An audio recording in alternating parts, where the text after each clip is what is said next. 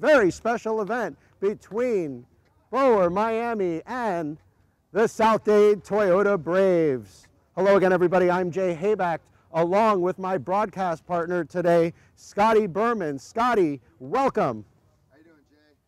We are fantastic, and we have a very special event today. We are powered by Light-Faced Media today, and folks, you will notice many differences in today's broadcast as you typically would not see, such as several different cameras. We have a whole different setup today with a score overlay, and we are very, very excited to bring you today's game between the last two seasons champions, Boer Miami, and the South Dade Toyota Braves. Spring 2017 champion South Dade Toyota Braves are taking on the fall 2017 champion in Boer Miami, and folks, we can't wait to get this game underway. We will bring you the lineups momentarily, and we are just moments away from first pitch. You can see on your screen we have the home plate meeting between the managers and the umpires. Luis Alvarado and Jose Martinez are today's umpires. Jose Martinez behind home plate and Luis Alvarado in the field. We want to thank Light-Faced Media for today's production, as Jose Caban has been very gracious with his equipment and his staff to bring us a wonderful product here today.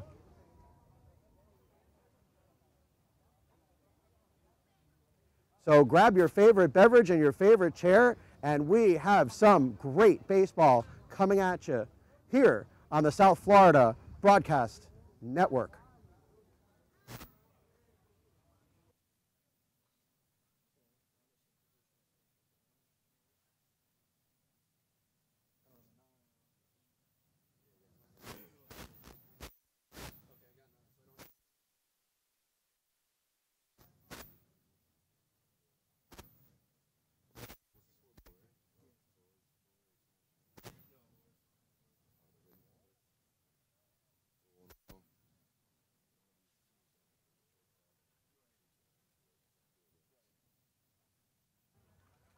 So Scotty, we have a really great matchup today between two very experienced teams in AUBL Miami. And Scotty, we'll get to your resume in a moment, but you faced both these teams. What do you think? Yeah, they're both very good teams. Very good. A lot of hitting is going to come through with them, and a lot of good pitching and a lot of good defense. It's actually two teams that, if you're looking on a schedule, you don't want to see them on your list because it's a tough game. And they're both a lot alike, too. Yes, very much so. They have pitching staffs that are both quality, and they both have some players that can swing it very well. It's very exciting to see them both go against each other, because I'll tell you what, I want to see who comes out of this as the winner. Well, for today's lineups, we'll give you first the Boer Miami lineup, as they are the visitors today. It'll be Silvio Silva leading off, Lazaro Ramirez hitting second, Silvio Silva playing second base, Lazaro Ramirez playing left field, Yuniel Cabrera playing right field today, hitting third, Mike Cabrera, the power hitting DH, will hit fourth, Rydell Medina playing first base, hitting fifth, the prior hero of AUBL Miami, Javier Marticareno, makes his return, as Javier Marticareno hit 2 home runs in one game in the championship way back in 2015. Daniel Crespo hitting in the 7th slot, playing catcher. Giovanni Felipe hitting 8th. Rafa Quintero, who is also an AUBL Miami veteran, hitting 9th, playing third base. JC Estevez hitting 10th.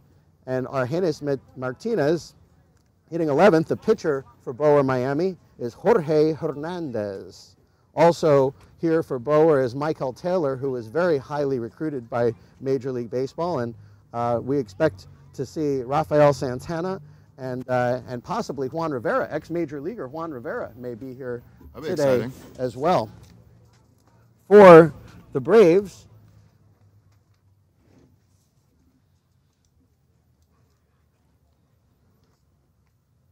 it'll be Nelson Quintero leading off, playing third base. Franklin Gonzalez playing shortstop, hitting second. Marcos Pereira hitting third, playing left field. Luis Capriles catching, hitting fourth. Andres Ibars hitting fifth. Ricky Ibars hitting sixth, playing first base. Pedro Roa hitting seventh.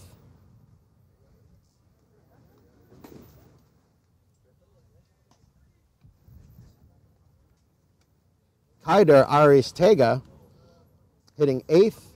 Mauricio Amarista hitting ninth. And Ernesto Travieso hitting 10th.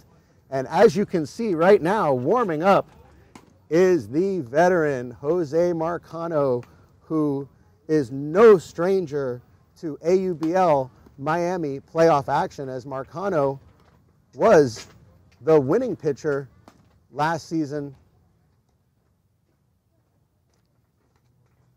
and also in several seasons in AUBL Miami, has played for several teams, including this Boer Miami team, as Jose Marcano has made his way around the league. And there are no teams, Scotty, that are excited when they see Marcano on the mound, as he is a very crafty, very experienced, difficult left-handed pitcher. Definitely a look you don't see very often in the AUBL. A good, smart left-handed pitcher that controls the strike zone. It's hard. It's tough to scrap runs against them. So we are about ready for action as the South Dade Toyota Braves are the home team today. And leading off for Boer Miami is going to be the manager, Silvio Silva. The manager for the South Dade Toyota Braves is Ernesto Travieso. Silvio Silva, the spark plug of this Boer Miami team, actually used to play his baseball, his high school baseball was played right on this field here at Coral Park. So Silvio Silva, no stranger to this field. He's got the scouting report. He knows everywhere he needs to hit the ball. Well, I can tell you, dead center field, there are no home runs that are going to be hit there today, unless Juan Rivera gets a hold of one. He's the only one. Juan can put one out there. He's the only one, and even Juan might have a hard time getting it out in center field, as it's about 500 feet. I don't even know if Giancarlo Stanton can hit the ball out of center field here today. I don't know. He hit one off me at Miami Christian once that I think still hasn't landed, and that was about 2 months ago. So probably would have taken it here too. But this is a tough out to get. First one's always important. Silvio Silva steps in. Marcano with the first pitch, and we are underway. Marcano's first pitch up high for a ball. Marcano, typically one of those pitchers, Scotty, if you're going to get him, it's going to be in the first inning. There's a fastball in for a strike, and I say a fastball, it even looked off speed, but Marcano, one of those pitchers that throws his bullpen in the first inning. Yeah, he's one of those guys that gets better as the game goes on. It's not uncommon for starters to want to work that way. The first inning's usually the most vulnerable. But boy, when he gets his stuff going, it's tough to get on him. So yeah, you're looking for Boer to start something as early as possible. Fastball up high, count 2-2.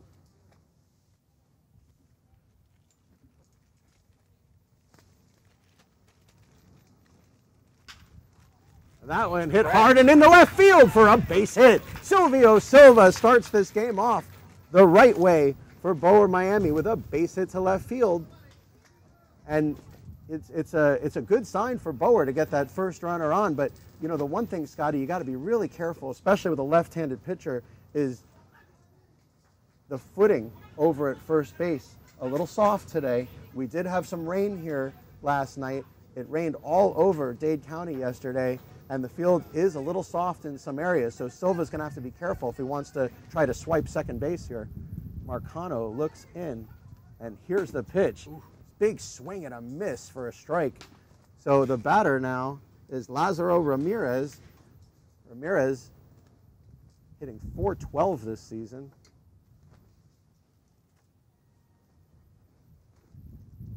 Lefty on lefty action here. And that one missed up and in.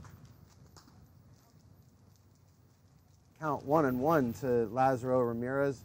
A lot of tension here, Scotty, as we, you know, who's going to score that first run? Who's going to be the one to grab the momentum? Because both of these teams worked so hard to get here this season. Yeah, it's playoff baseball. You never know what could happen. Hit on the ground.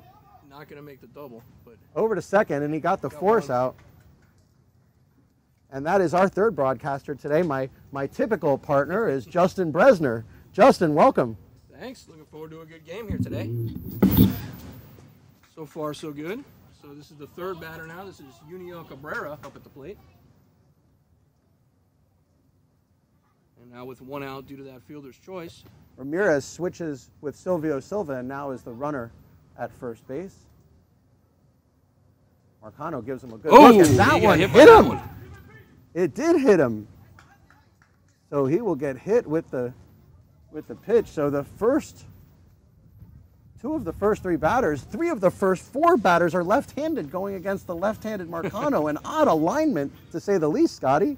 Yeah, that's definitely something as a lefty pitcher you kind of get happy and see, but here in the AUBL, we don't really lefty-lefty, righty-righty so often, so seeing this kind of lineup, I'd like to see what the hitters can do. Well, here's a batter that nobody wants to see come into the plate, and that is the imposing figure of Mike Cabrera, who last season had a league-leading 5 home runs in AUBL Miami, and this season with 2 home runs.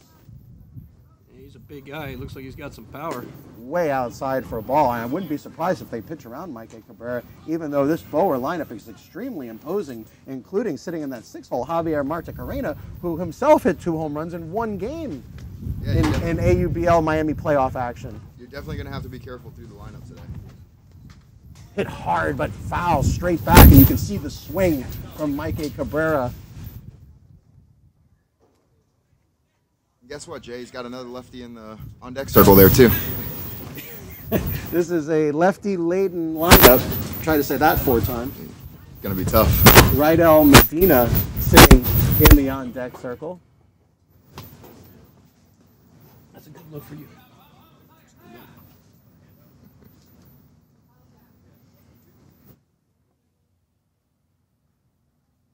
Way outside, ball gets away. That's both runners on that wild pitch. So now it'll be runners at second and third, and that might be the worst thing that happened to Boer here, because that wild pitch, absolutely. Now you got first base open. There's no reason to pitch to Mike Cabrera, and you don't want a reason to pitch to him anyways. No, you definitely don't. This is probably a blessing in disguise for the Braves, getting able to work around this dangerous hitter. I'd be shocked if he gets anything near the plate here. Maybe a spinner of some kind, curveball, slider, something down the zone to give him a chase, hopefully get a ground ball, but I don't think they'll challenge him very much. Way outside, which is what we expected. Yeah, that curveball down and away. It's just here, maybe you'll swing. Well, you know, the advanced scouting on both of these teams is very high, as these teams know each other very, very well. Yes. So no one's going to be surprising anybody today. Definitely not. It's all about your approach and how your pitchers Get a good look at the lefty, Jose Marcano there. Oh, and he gets a check swing. Here's the play at the plate. He's going to be out at home.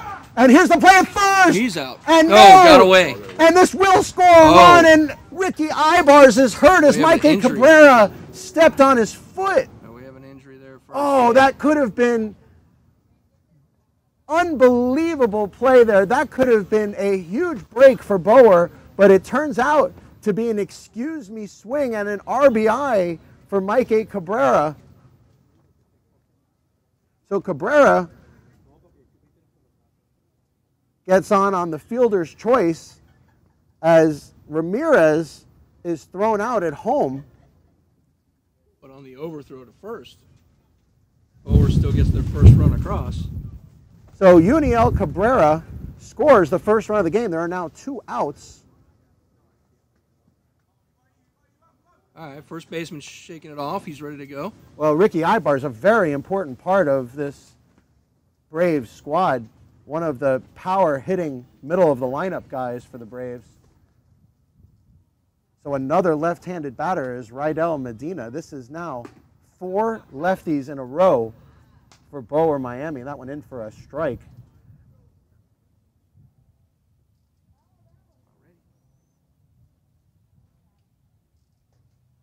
Marcano looks in, and here's the pitch way outside for a ball. Base is now clear, all except for Mike Cabrera at first base, who was substituted as a courtesy runner came in, and that is now Silvio Silva. We know the South Dade Toyota Braves are hoping to avoid what happened in their last meeting with Boer this season when they lost 10-0. That one in for a strike. Silva actually not the correct runner over there, as Argenis Martinez is supposed to be the runner, but neither team aware of that right now. We'll see if that comes into play, as Silva a very fast runner.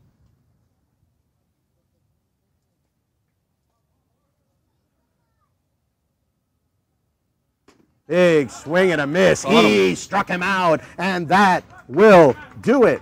But Boer Miami breaks the ice and gets one run across, leads 1-0. You are watching AUBL Miami Baseball on the South Florida Broadcast Network, today powered by Light-Faced Media. So an interesting first inning, guys, as we saw a little bit of the strategy come into play, and Mike Cabrera, who normally would be the one to get all the action going, did so in a very unconventional way today. Hey, sometimes those check bunts are blessings in disguise. Well, it looked like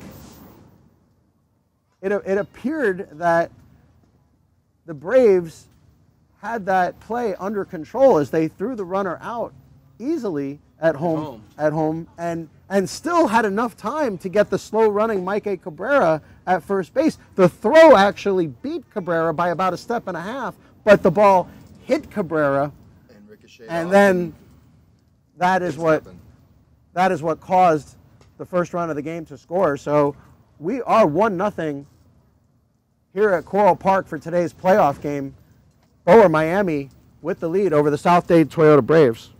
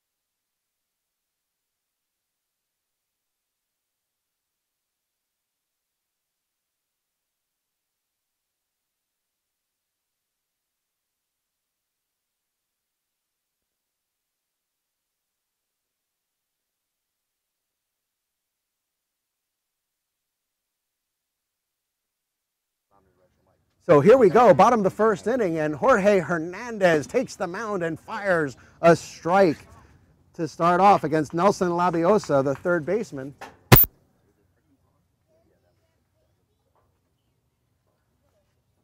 Sidearm pitch from Jorge Hernandez. Low and away for a ball. Braves looking to get back some of that momentum, as Boer was able to score in that first inning, albeit only one run. And that one hit hard to the right side. Mike Cabrera. No, it is not Mike Cabrera. That is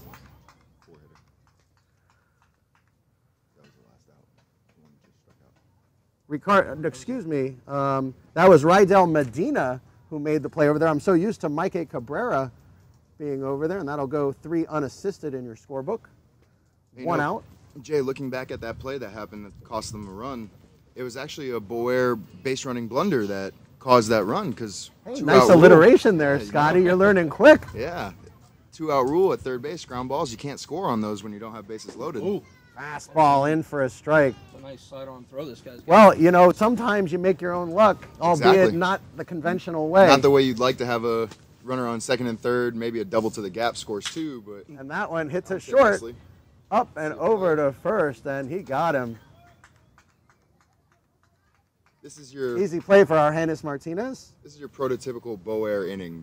Their pitchers usually keep the ball down, ground balls usually come out, and they usually make their plays. And that's why they win so many games in this league. It's well, they have so many ex-pros on their team, Scotty. I mean, they expect to make the plays. Most AUBL Miami games, there's at least some form of, oh my gosh, what's going to happen here? But with Boer, when the ball's put into play and it's a routine play, you expect it to be made just like you would in a major league game. Exactly, and that's why their pitchers have so much success, because there's no worry about what am I going to do wrong. There's a fastball clocked at 91 in for a strike.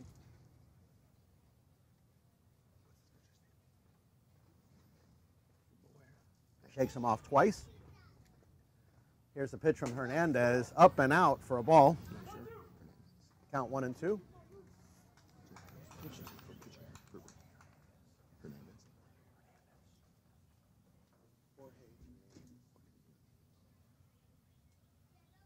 Drops down sidearm and fires a fastball outside for a ball. That's about the 4th time he's changed his release angle, and that could be a... Yeah, that arm slot, he looks like he can go from just about any slot there, Scotty. Curveball, again from that same wicked arm slot. From that sidearm, true sidearm delivery right there, and he's dropped down below the sidearm, and he's come up to that 3/4 angle too. This is going to be interesting to see how the Braves hitters adjust to all of these different looks. And don't forget, we still have more pitchers here for Boer Miami. This will not be the only pitcher we see today, as Michael Taylor expected to pitch. And for those of you who've seen Michael Taylor before, he typically hits about 93, 94, 95 on the gun. With command. With command. That's the hard part. There's a curveball, and he walked him. So a walk from Hernandez, and Pascual takes first base. It's a good feel curveball right there to see if the umpire is going to give it to you or not. It's going to bring up the very imposing catcher, Luis Capriles. Capriles hitting .426 this season with 2 home runs, 17 runs batted in.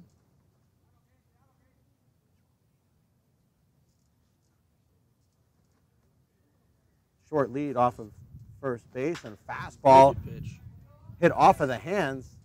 And here's the easy, they go the easy way to second base, and that will do it. Capriles retired 6-4, and the Braves go down fairly quietly here in the first inning. Boer Miami leading the South Dade Toyota Braves 1-0. You are watching AUBL Miami Baseball on the South Florida Broadcast Network, today powered by Lightface Media. And one of the things, guys, you know, since we are a little bit mobile today, is I will try at some point to get some in-game interviews so that we can make the game even more interactive. Very, very cool having all of this wireless technology on us today. We're not accustomed to all this. Usually Justin and I are tethered to the fence at about a 12-foot radius, and we normally don't have the ability to walk around all that much. But as you can see, folks, as all the different camera shots being shown right now, we have a center field camera. We have a camera at home plate, which can see from up top, as you can see right there. We have a camera on the third baseline, which can see first base. And there you can see it showing on home plate. We have a camera at first base, which now you can see the up top view at first base panning around and coming all the way towards our broadcast position, as today Justin and I are in our normal home plate position, and we can wave to everybody, say hello, and you can see my hand. There we are. And that is typically where we are, right behind home plate. But usually we don't get to see ourselves, Justin, as we have that one camera that pans out straight into the field. But today we are very fortunate that Jose Caban and Lightface Media have afforded us all of this great equipment and their time, as they themselves, we have a whole crew of 3 producers and directors to help us with our broadcast today, and it is an absolute pleasure to work with these guys. Broke out all the stops for the playoffs. So folks, anyone that's watching, just know that you can go to Lightface Media for any needs that you have for production, whether it's any type of a dance recital, a bar mitzvah, whatever it is, Lightface Media can film and or broadcast your event. Right, keeping in mind that we are outside in the elements, there will be a little camera shake out here, but in a controlled environment, these guys would be spectacular. Yeah, and they are spectacular even in this uncontrolled environment. I mean, the shake we're getting now is nowhere near what we used to get. So that one wind was is blowing today. In for a strike as Javi Marta Carrena, albeit not tall in stature, packs a punch. And quite a punch he packs. As we mentioned earlier, he had 2 home runs in 1 game in AUBL Miami Championship Series back in 2015.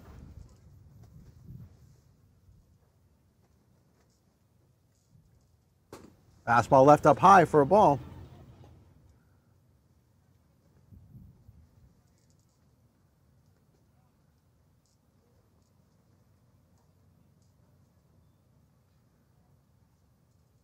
Marcano seems to have some difficulty finding the strike zone right now, as usually it's early in the game that if there are going to be any problems, that's when the problems usually happen. And Scotty, you know all too well the dangers of throwing your bullpen in the first inning. Yeah, I'm the same way. I like to warm up in the game. Fouled straight back on us. That's good timing. Hopefully he changes up his speeds right here.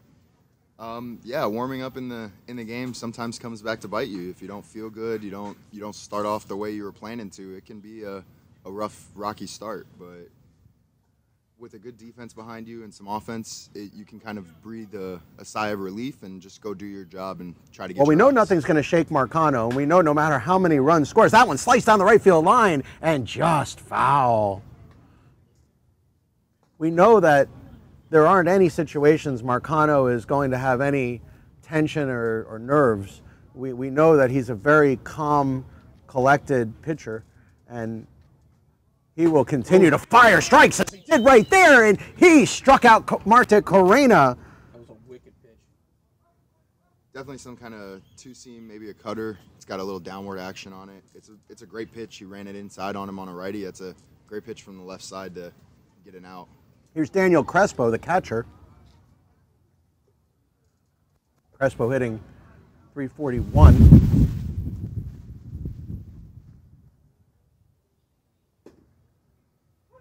That one in for a strike on the outside corner. Little get-me-over curveball right there. That one hits a right field, and it's going to be caught. What a catch. It's a great diving play right there in right field. What a catch as Kaider Aristegeta goes down and gets it and saves a possible double or triple. Possibly in right field. You never know how far you can run on those. So instead of 1 on and 1 out, no on 2 outs. and 2 outs. First pitch in for a strike. And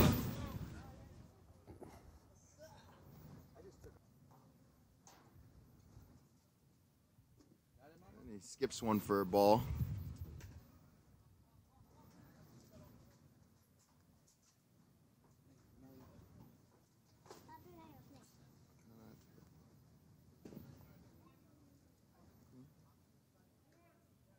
A little bit of an elevated strike zone today. Nothing at the knees. No, throwing things a little up, but working that way for both teams. So. Yeah. Oh, that one hit hard.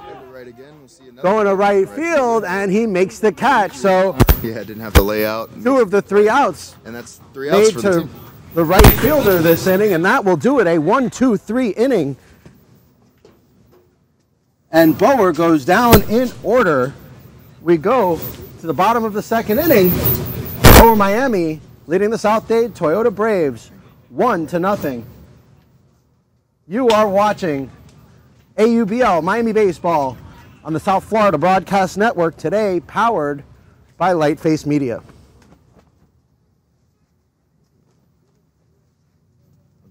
So Scotty, a little bit of what we expect as we have a very clean game, although we had the one play that was a little messy, but other than that, it's been a very clean game. Well pitched, well fielded, well hit.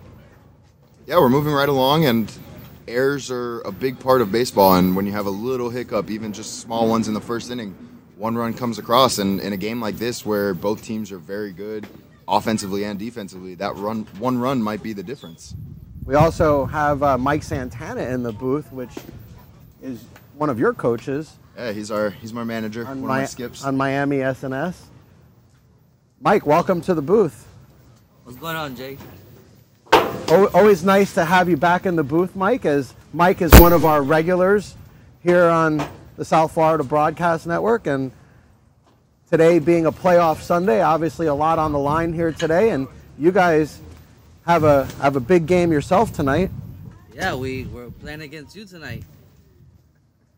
Tonight's big game is the Dade Diamondbacks versus Miami SNS, and it's a return matchup as these two teams faced each other just 3 weeks ago in what was an excellent game. Dade Diamondbacks winning that game 2-1. I'm sure revenge on the mind of everybody at Miami SNS. Yeah, we're gonna come out ready to fight. You know, it's playoff baseball. You know, anything can happen.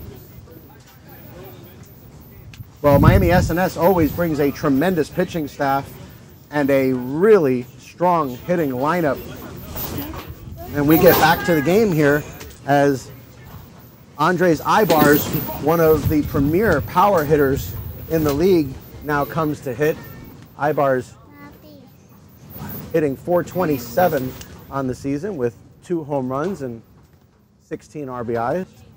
Fastball swung right through that one as Jorge Hernandez going right after the big right-hander. He's going to step out and reset after that big swing. It's not often you see a up and in fastball for a guy like this and you miss it. So definitely wants to reset right here. Another fastball right down Broadway, in for a strike. I think Andres Ibars is surprised that they're going right after him here.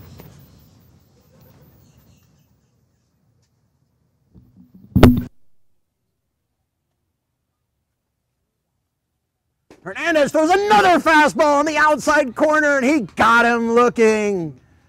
Big strikeout for Jorge Hernandez, and Andres Ibars goes down looking, and that's the one thing in AUBL Miami that we always preach, is that anytime you've got 2 strikes on you, you've got to protect the plate.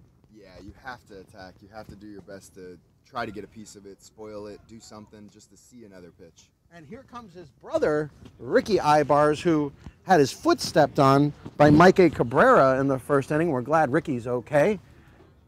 Big swing at that one, and you can see that Ibars swing as another home run hitting Ibars up at the plate now. And the one thing you don't want to do if you're the Braves, just because you're losing 1-0, is start swinging for the fences on every pitch. And Ricky Ibars fouls that one off the left side. Especially these power hitters, because these power hitters get up and they see that fastball and all they can think of is, I want to tie the game. Especially when you're down a run. Yeah, and that's part of the trap. And he got him. He struck him out. Yeah, that's part of the trap that a lot of power guys can fall into, is trying to tie the game or hitting those big 2-run home runs to take a lead when there's guys on, when all that really needs to happen sometimes is a ball in play, like we saw in the first inning, a little check swing ground ball from... Those are the people that scare me the most, Dade. When, as a pitcher, to getting those guys out, it's the scrappy guys that put the ball in play are the ones that scare me more. So here we go, and that one put in play, the first pitch. So Pedro Roa goes down quickly, and that's a quick inning there for Jorge Hernandez. A good inning. 1, 2, 3, they go down. The Braves go down in order. We go to the top of the 3rd inning. Boer Miami leading the South Dade Toyota Braves 1-0. You're watching AUBL Miami Baseball on the South Florida Broadcast Network. Today, Lightface Media has been a very gracious host for us, as we have a tremendous setup here today. A 4-camera setup and a full mixing board and all sorts of great equipment here for us to play with today. And we are having a ball. Like a kid in a candy store today here, boys. Absolutely.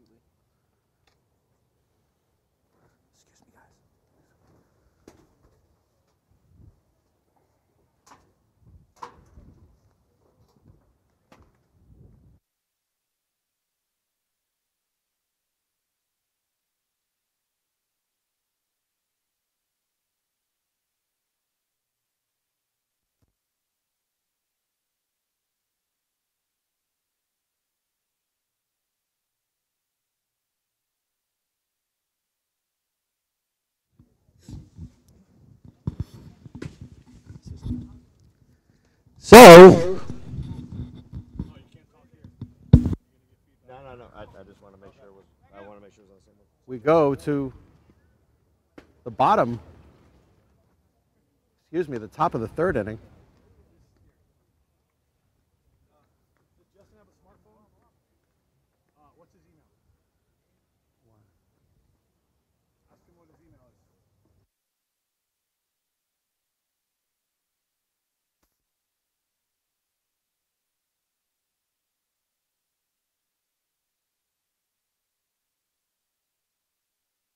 Perfect.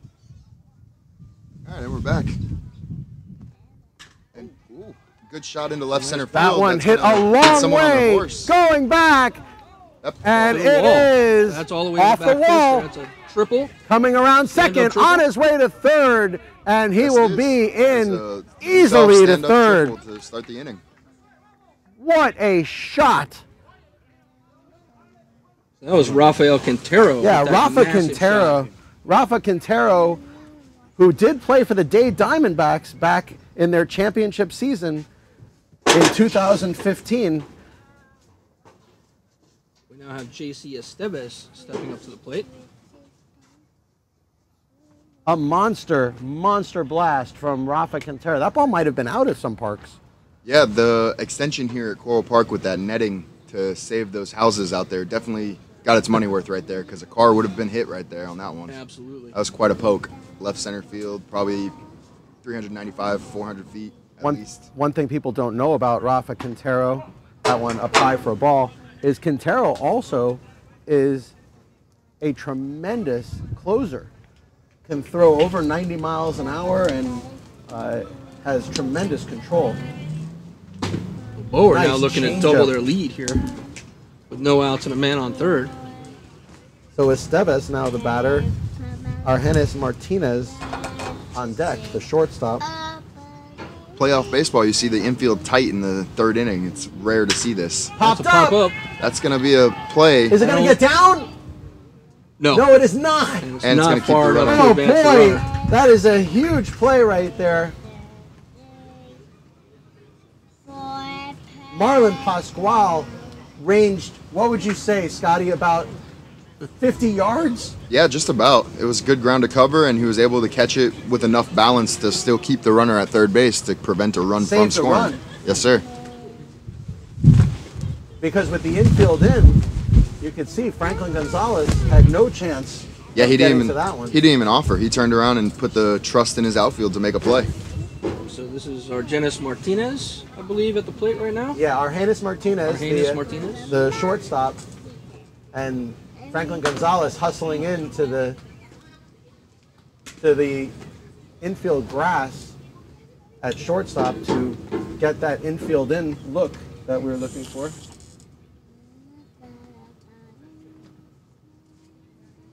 Go for a ball. So with Just one missed out, that one. it's Rafa Quintero at third base. And the infield is in. Boer threatening again in the third.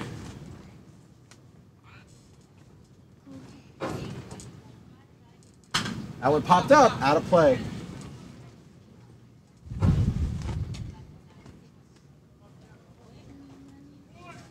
This is your prototypical Boer lineup throughout a day. Is a couple hits here and there, and then they'll string together a big hit, and they'll put together something behind it to try to scrap just one run. That's all they ever really look for is that one run.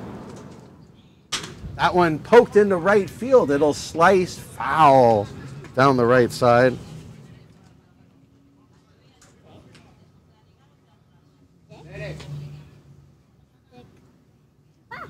Good at bat here from Argenis Martinez. These are the scrappy at bats, Scotty, that I, as a pitcher, have Don't a hard enjoy. time with. Yeah, don't enjoy them. There's extra pitches you don't need to throw. And that one hit hard. That one's Going back. This is going to score a run. He makes the catch. Quintero coming home in the throw way wide, and Boer leads 2-0. You did, Sophie. A triple and a sacrifice fly get the second run across, and now with 2 outs, brings back the top of the lineup. It'll be Silvio Silva, the manager, and the top of the lineup. Silva hitting .384 this season.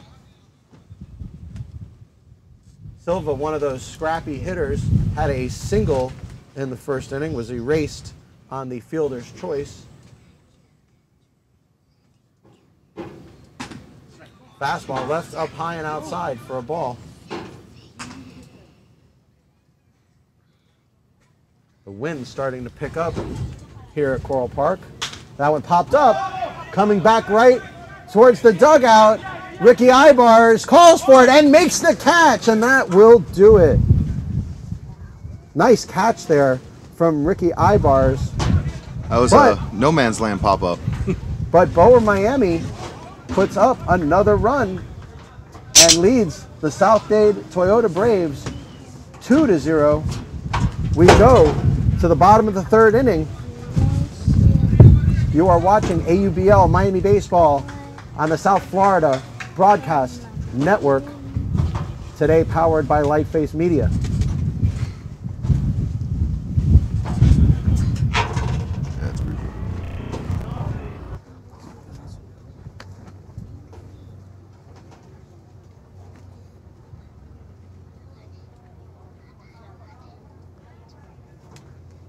Boer's got another guy in the bullpen stretching out.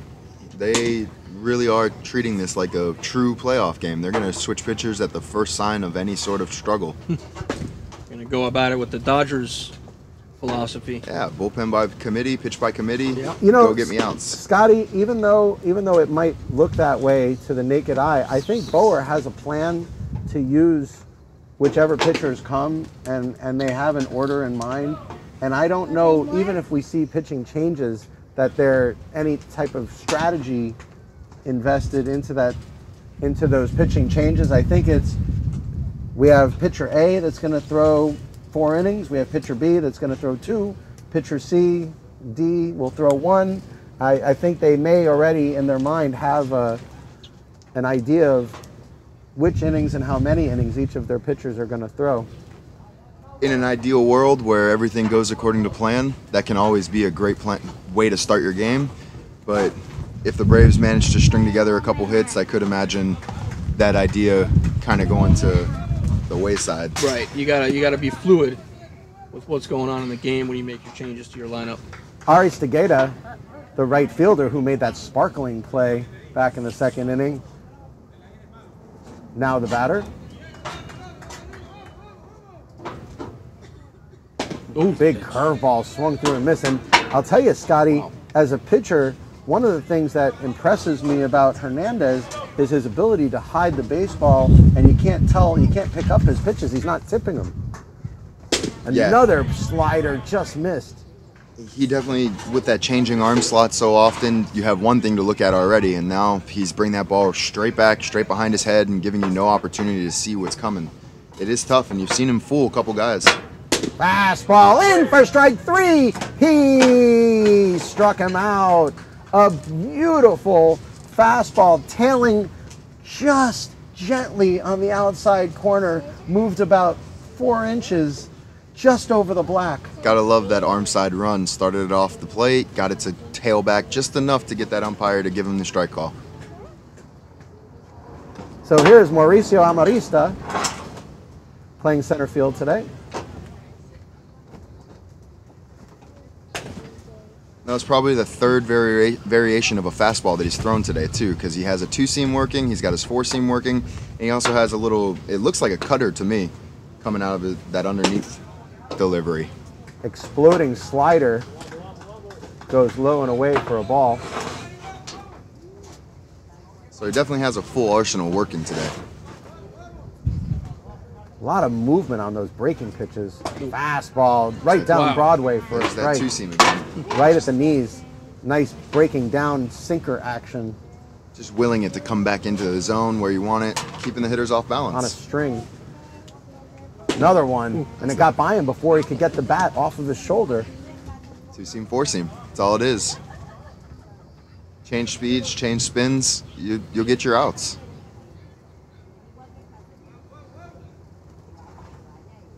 Oh, got him. Big swing and a miss. He struck him out. He is on cruise control as Hernandez for Boer.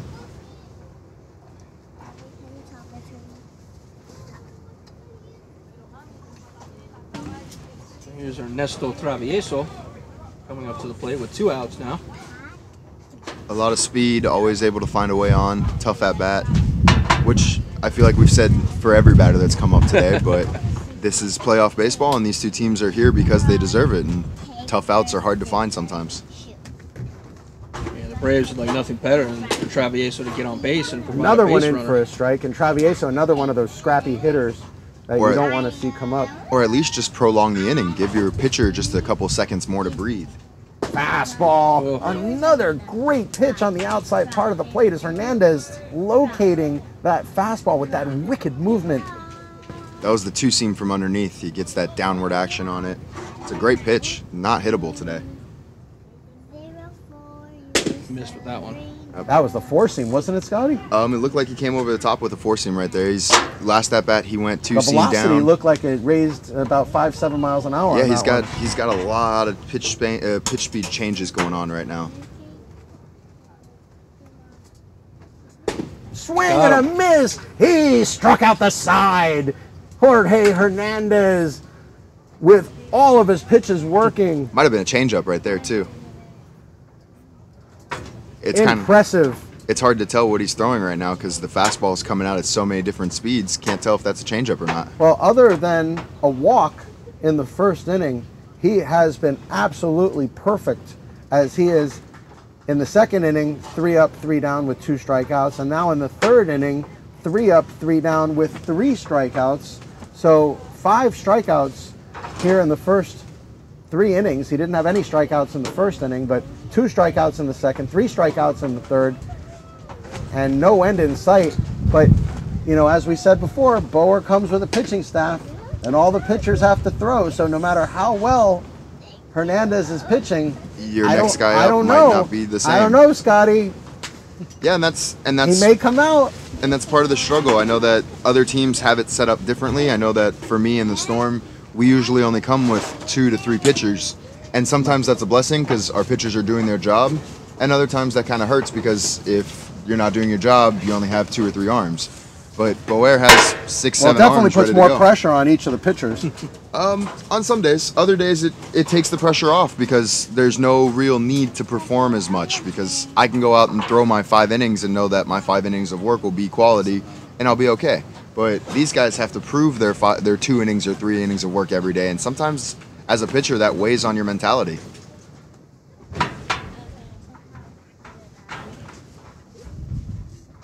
All right, so Lazaro Ramirez at the plate. Strike zone seems to go a little bit wider than those 18 inches that are allowed, so a little pitcher-friendly zone right now. Ramirez hitting to the fielder's choice in the first inning.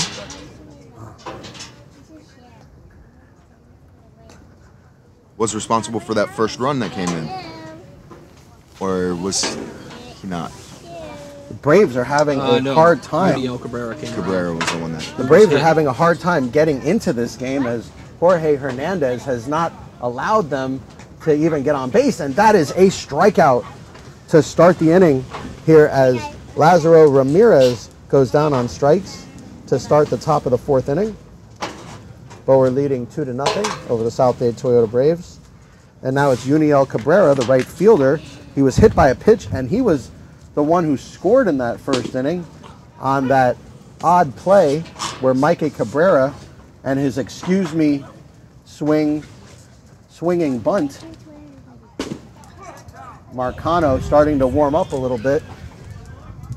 Yeah, you're going to start seeing Marcano pull out more of the curveballs and more of the sliders and more of the spinning stuff. It's 3rd inning of work, 4th inning of work. He's definitely loose now. Oh, it's fouled back at us. Heads up. All right, no cars were harmed, no people injured. We're all good on that one. Yeah, definitely put a little more on that fastball in this one, so maybe Marcano's starting to feel the necessity to Getting get a hot. good look from our first base camera at the windup of Jose Marcano.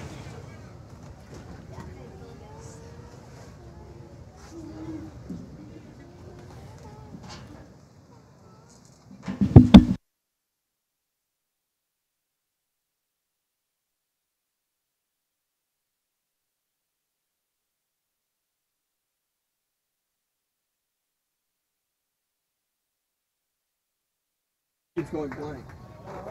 When I turn it back on, it goes to that. So another strikeout from Jose Marcano.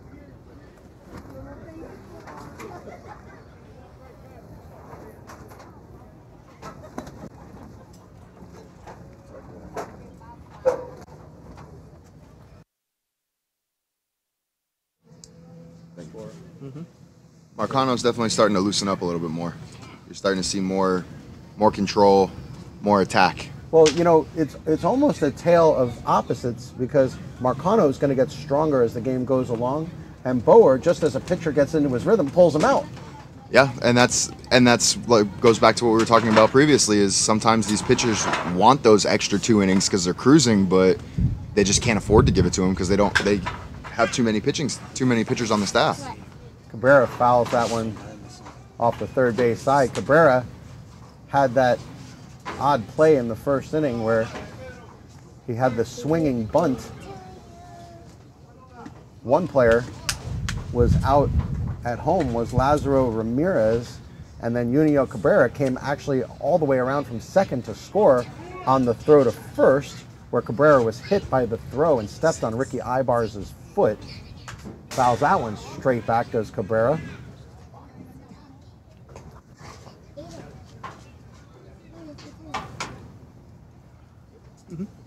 We are in the top of the fourth inning, and we will get the score overlay for you shortly, as we have been working on that here feverishly.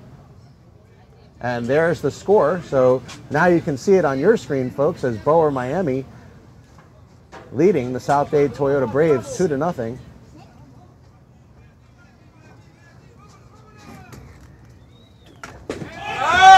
He struck him out.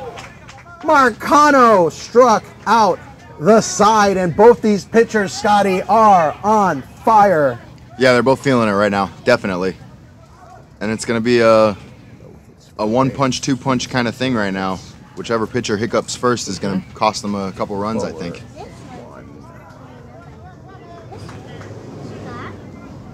2 hits.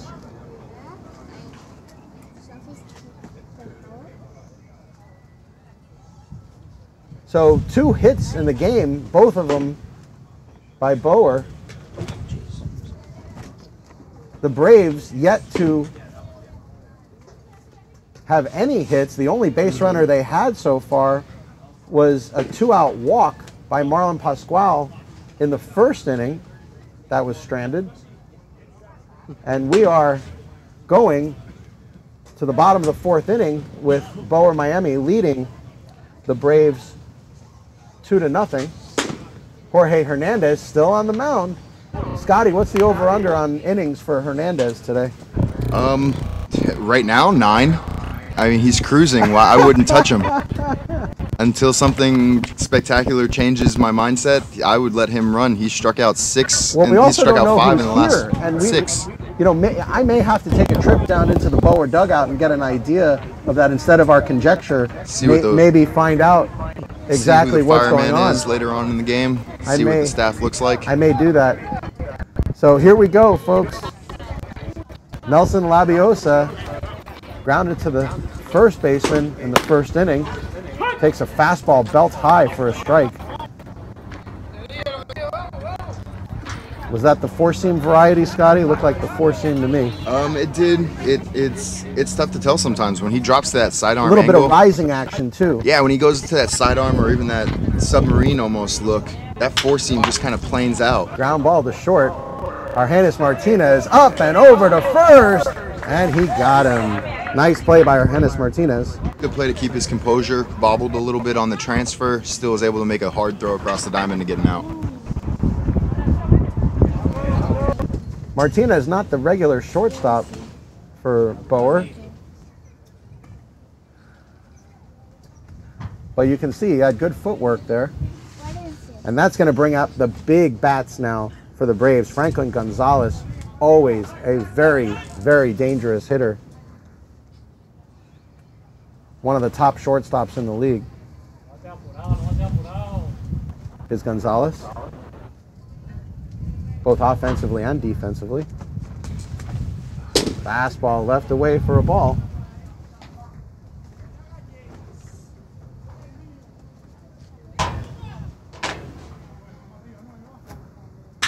That one hit hard, going back, it's over his head. Gonzalez racing around first, on his way to second, and he'll cruise in there easily with a double. A one-out double from Franklin Gonzalez, and the Braves are in business here in the bottom of the 4th inning.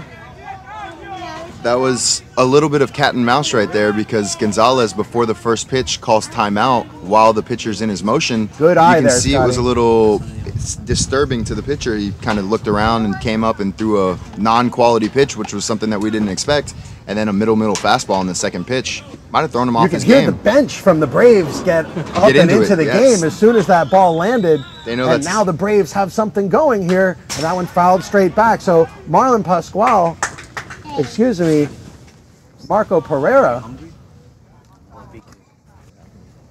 Money? Okay, food. Nothing with pickles or mustard. Yeah, Marco Pereira. I'll eat anything else. Thanks, Mike. No. The Braves definitely understand that one run could be a big difference in this ball game. So getting a double right there in a big way is a sort of sigh of relief for them to wake the bats up and see what they can do against this. Well, Marco Pereira is the ideal player to have up in this situation right now, because he has been one of their top contact hitters and also can hit for power as well. Fastball in for strike 3. He struck him out right at the knees, and you can hear a yell let out by Hernandez as he let that pitch go. Definitely pitching with a little emotion on his sleeve. I would say just a touch of emotion. But I love it. That's baseball, and that's a pitcher standing up there saying, "Here's my best pitch." Is it baseball, Scotty? Is that what we're seeing in today's major leagues? I mean, we could sit here all day and have that debate. We could, and being the younger generation that I am, I've grown up with these 455-foot home runs and the bat flips, and why can't the pitchers have some fun? All the hitters get to do is flip their bats and run around, but pitchers don't get to fist bump and say yes when they want to. So I like it. It's fun for me.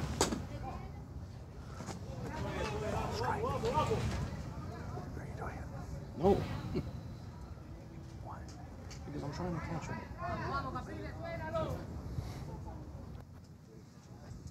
Catching up to everything on. It keeps going out every minute. So.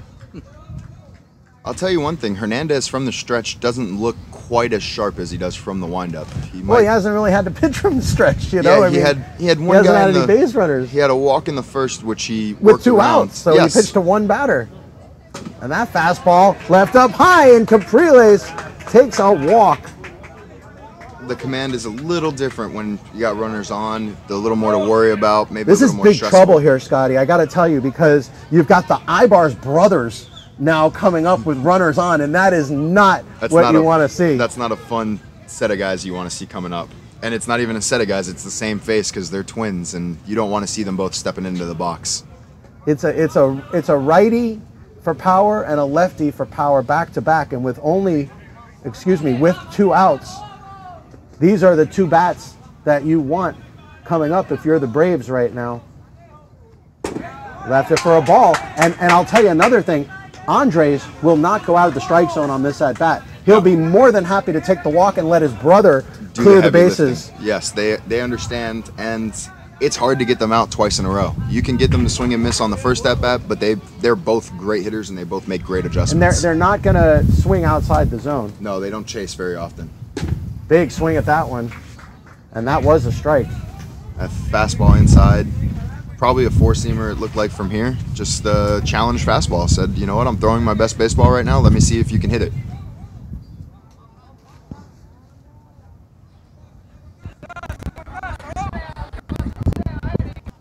Huge at bat here. Fastball fastball popped up. This is going to be trouble. Going over to the right side, and he makes the catch. It hung up long enough. And the right fielder, Uniel Cabrera, drifts over to make the catch and end the threat for the Braves. Braves do not score, but Scotty, some encouraging signs there for the Braves as they are down 2-0. We go to the top of the 5th inning. You are watching the South Florida Broadcast Network, today powered by Lightface Media. And again, we want to thank Jose Caban and all of his crew for being so generous with their time and equipment today. It's a beautiful setup, Jay. Yeah, it's wonderful. You know, I got to tell you, I'm spoiled now because I'm not going to want to go back to my measly one static camera ever again. That's the danger of doing this once, is you're going to want to do it again. Jose doesn't know what he got himself into with us. You guys have always done a bang-up job. I love it every time, though. So well, no we complaints appreciate from my having end. you, Scotty.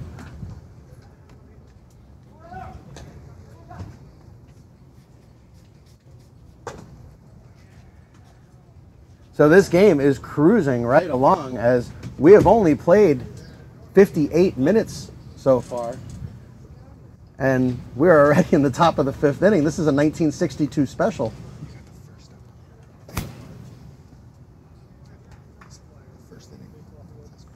It shouldn't. It should. Yeah, they are cruising, and that's credit to the pitchers. They're all doing their jobs, attacking.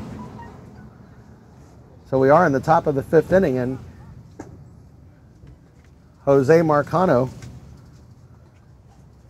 takes on Rydell Medina, the first baseman.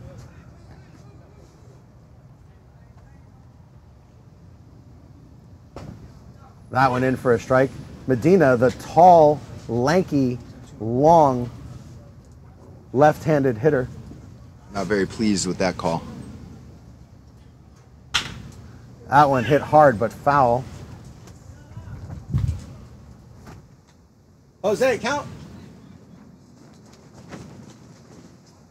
1-2.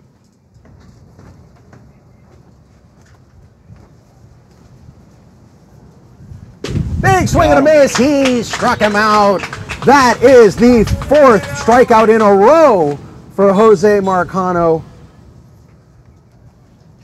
And Scotty, I'll tell you, when he wants to, he has electric stuff, does Jose Marcano. He can spin it, and it comes down to that. How many revolutions per minute can you get down that baseball coming into home plate? And this is one of those guys that's got the fingers and the forearms to do it. Fastball tailing away, just missed on the outside part of the plate.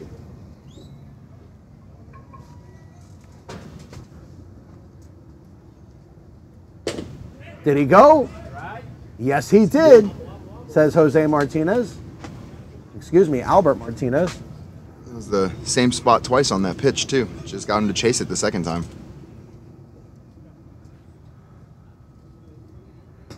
And another changeup. Look at the different changeups that Marcano throws. A tantalizing changeup that looked like a curveball coming in. That one kind of looked like a frisbee coming out of his hand. It was I wanted to swing at it, but it just kept leaking out to the outside half. Another one. He threw the same pitch again. That's. It almost looks like a wiffle ball coming in, like it breaks twice. It comes out of his hand, kind of frisbees out for a second, and then just decides to run out of gas. It's a quality pitch. Got to get this one over here. And he Popped it up. Coming right back at us. Coming to our broadcast position and just missed us to the left side. Count now full after that foul tip. It's fun to watch different pitchers work at different times because the mindsets are always different. With me, I'm all about not wasting pitches. If I can throw a one pitch to one batter every time and let him hit it, I would be happy. Marcano's up here fine, working a full count, trying to get some pitches that he wants to throw. He's just dictating the game his way. Well, Justin, you've seen Marcano on several occasions. This is probably your 3rd or 4th time seeing Marcano, and it's amazing the volume of pitches he throws. He must throw 8 or 9 different pitches. Yeah, he sure does. Big swing and a miss at the changeup. He struck him out. That's the 5th strikeout in a row for Jose Marcano. Daniel Crespo, the catcher, now steps in. Tall right-handed hitter.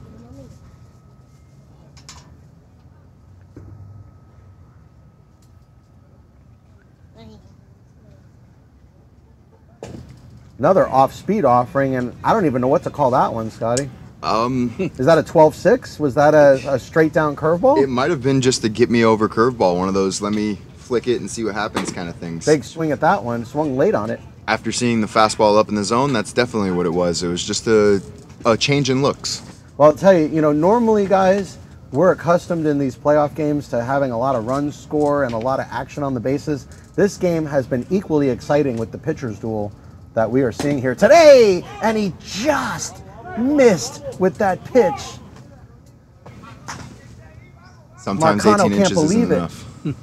He takes a little stroll around the rubber and right back to it. Marcano so composed on the mound and pops that one straight back. Marcano looking for his 6th straight strikeout. Be an impressive feat against this Boer offense that's always quality, always And he's really doing aggressive. it to the middle of their lineup. It's not like he's doing it to the end of the lineup. He did it to the number 2, 3, 4, 5 batters and 6.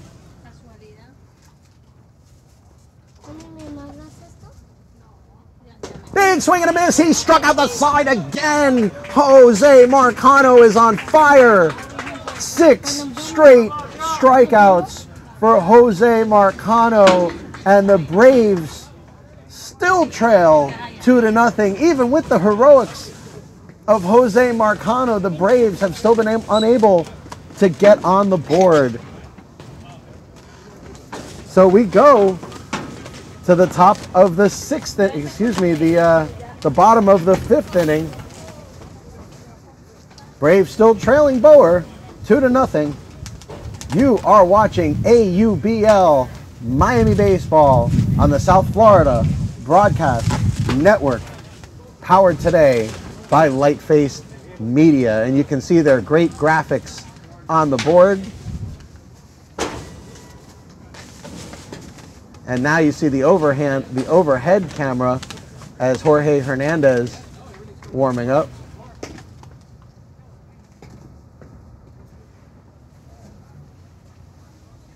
I love how Hernandez was the first guy on the field. He wanted the baseball right away. He wanted to be on the mound, back to where he was He's watching comfortable. Marcano slice and dice this Boer lineup, and he says, you know what, I got some pretty good stuff too. And I'm doing it to you guys too, so I want to run back out there and show what I got. It really is a Especially pitcher's after duel. that last inning, because he did let Franklin Gonzalez get a good piece of him in that last inning. Yeah, so it'll be an interesting, this is going to be a make or break inning right here, because I can't imagine him going much longer if he gets into any sort of trouble again, has to work with runners on. It might be a last few innings. I do see a couple guys from Boer throwing on the side over here, so we might see a pitching change soon. Well, guys, I'm gonna take a little walk, and Scotty, you can come with me. We'll see if Boer will let us know anything about their plans. So Ricky Ibars, the batter. Yeah, it's on. You guys are ready to go. Ibars takes a big swing at that offering. Ibars with incredible home run power. Hernandez does not want to make a mistake with him, and that one hit hard, but right at Silvio Silva, up and over to first, and he got him. 1 out in the inning. Just continues to cruise, Jay. It's nice and easy right now. We have made our way all the way to the Boer dugout.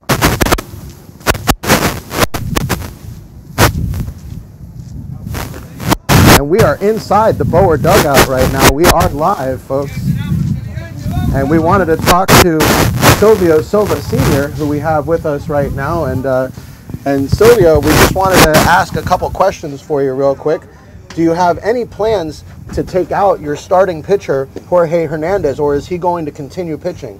Oh, he is still pitching, and we need him. How much of a he can. Fly ball to left field, and he makes the catch. 2 outs in the inning. He is pitching good, and now he will be there if he hits. So there's no plans right now to take him out? Right now, no. Do you have any other pitchers here that you plan to use Yes, we have today? some pitchers there. They are ready also. Who else is here today? Now, Hernandez and Steven. We have 2 pitchers, very good pitcher. We believe in him. We try to win. Is Michael Taylor here today? Yeah. Good to know. Great. Well, thank you very much, Silvio Silva Sr., giving us a live in-game interview here today.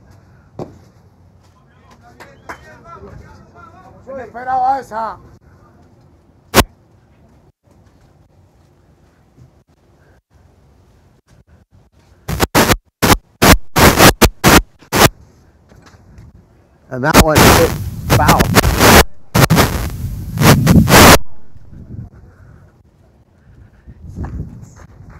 And our other commentator, Eric Moore, has shown up. So that means you're relieved. But I know you can stay as long as you want. That one just missed. It's fine. Count 1 and 2.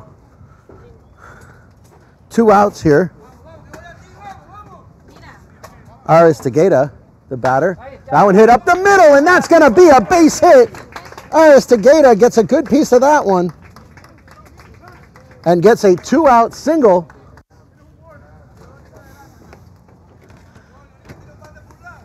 And our 4th commentator is now here, Eric Moore, an AUBL Miami veteran who will be taking over for Scotty Berman momentarily. We want to thank Scotty for coming today. We know you had prior engagement before your very important game tonight. Always a pleasure, Jay. I never mind coming into the booth with you guys. And you do a great job, Scotty, and we're really glad you could make it today. Thank you. Looking forward to seeing you guys tonight. Hopefully we can have a great game again and continue on with the wonderful playoffs of AUBL baseball. We have a little confusion here and a little bit of a stoppage of play. It's the first stoppage we've had today, as this game has been on cruise control.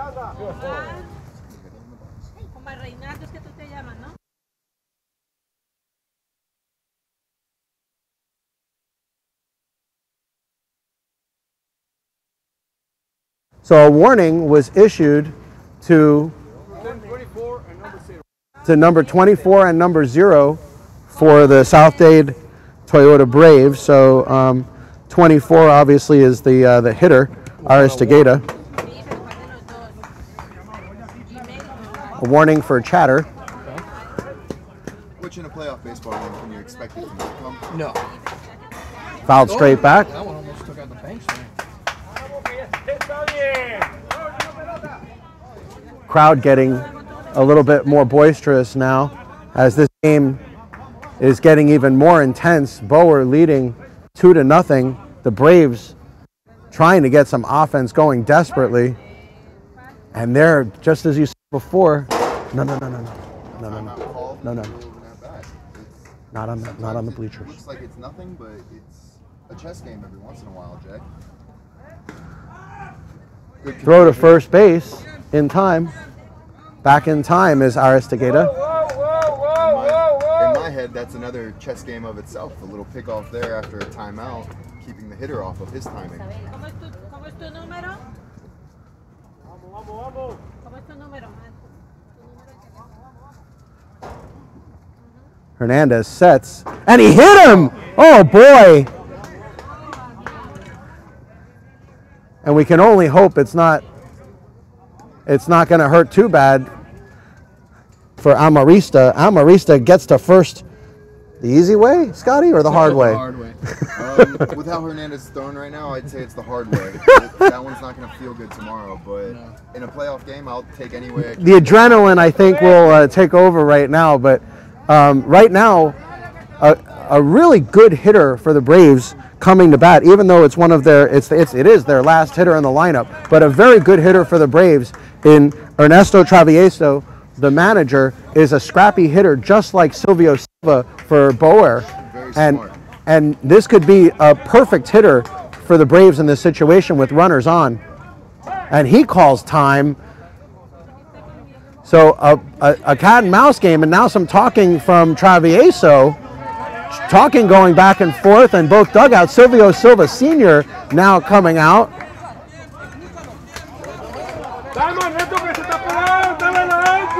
You can hear it. It is getting loud in here, folks. I hope that this... What's going on? I hope this... He's out of here. Now, Travieso just got thrown out. He got chucked. He was ejected.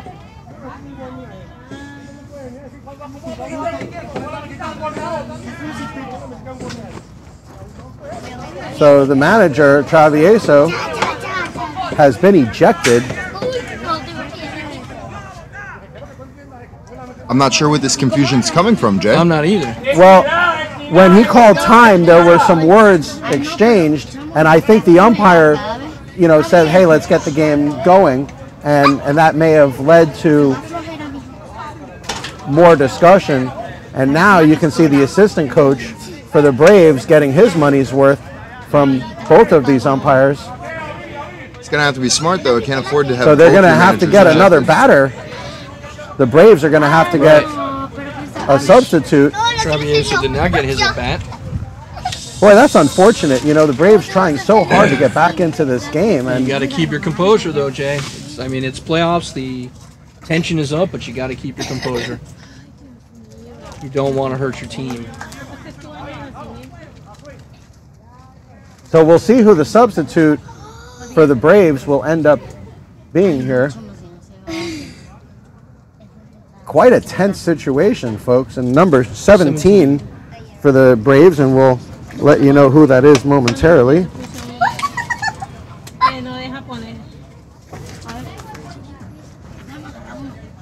We'll find out for you, folks. That is David. Nahon? Maybe David Nahon? Yes, that's correct. Okay, so David Nahon, who's a regular. You hear the blue? You tell me? I didn't. He tell me it's stupid or something like that. He can tell me nothing. He knows that he tell me something. Boy, fucker, mama.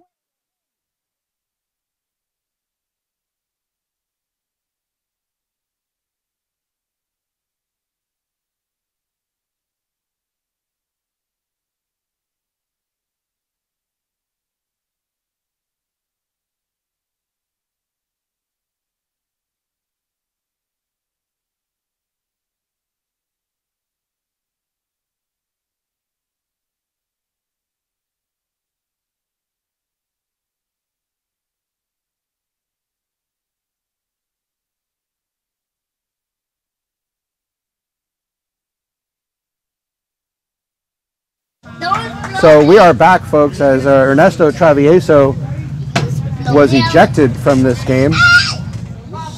And now David Nahon will take his place and try to get what would be the most clutch hit of the game. It's probably the hardest thing Especially in coming in baseball. off the bench. You got to face Jorge Hernandez, who's been on fire. He's been sharp all day. One of the hardest things in baseball to And come off the bench. Nahon and is still pinch hit. stretching. He didn't expect to be hitting right now. He's in there doing stretches.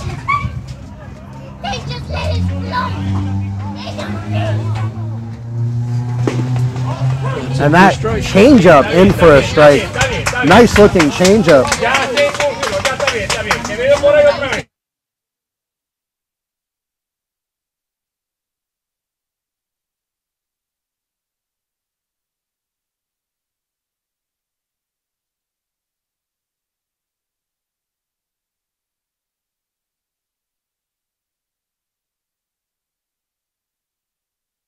It's a big strikeout right there. Number So 3. he struck him out, and boy, a lot of activity, a whole lot to do about nothing in the end.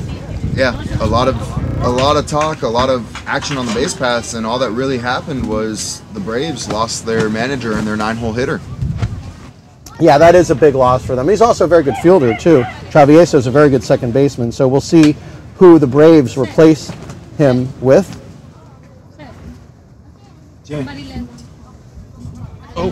He is quite the outfielder. What? It's a phone here.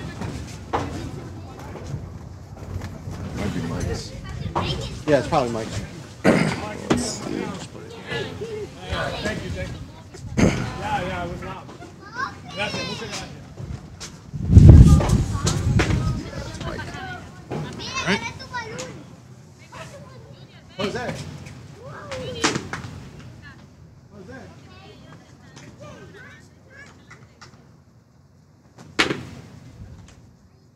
Thank you. Sorry about that.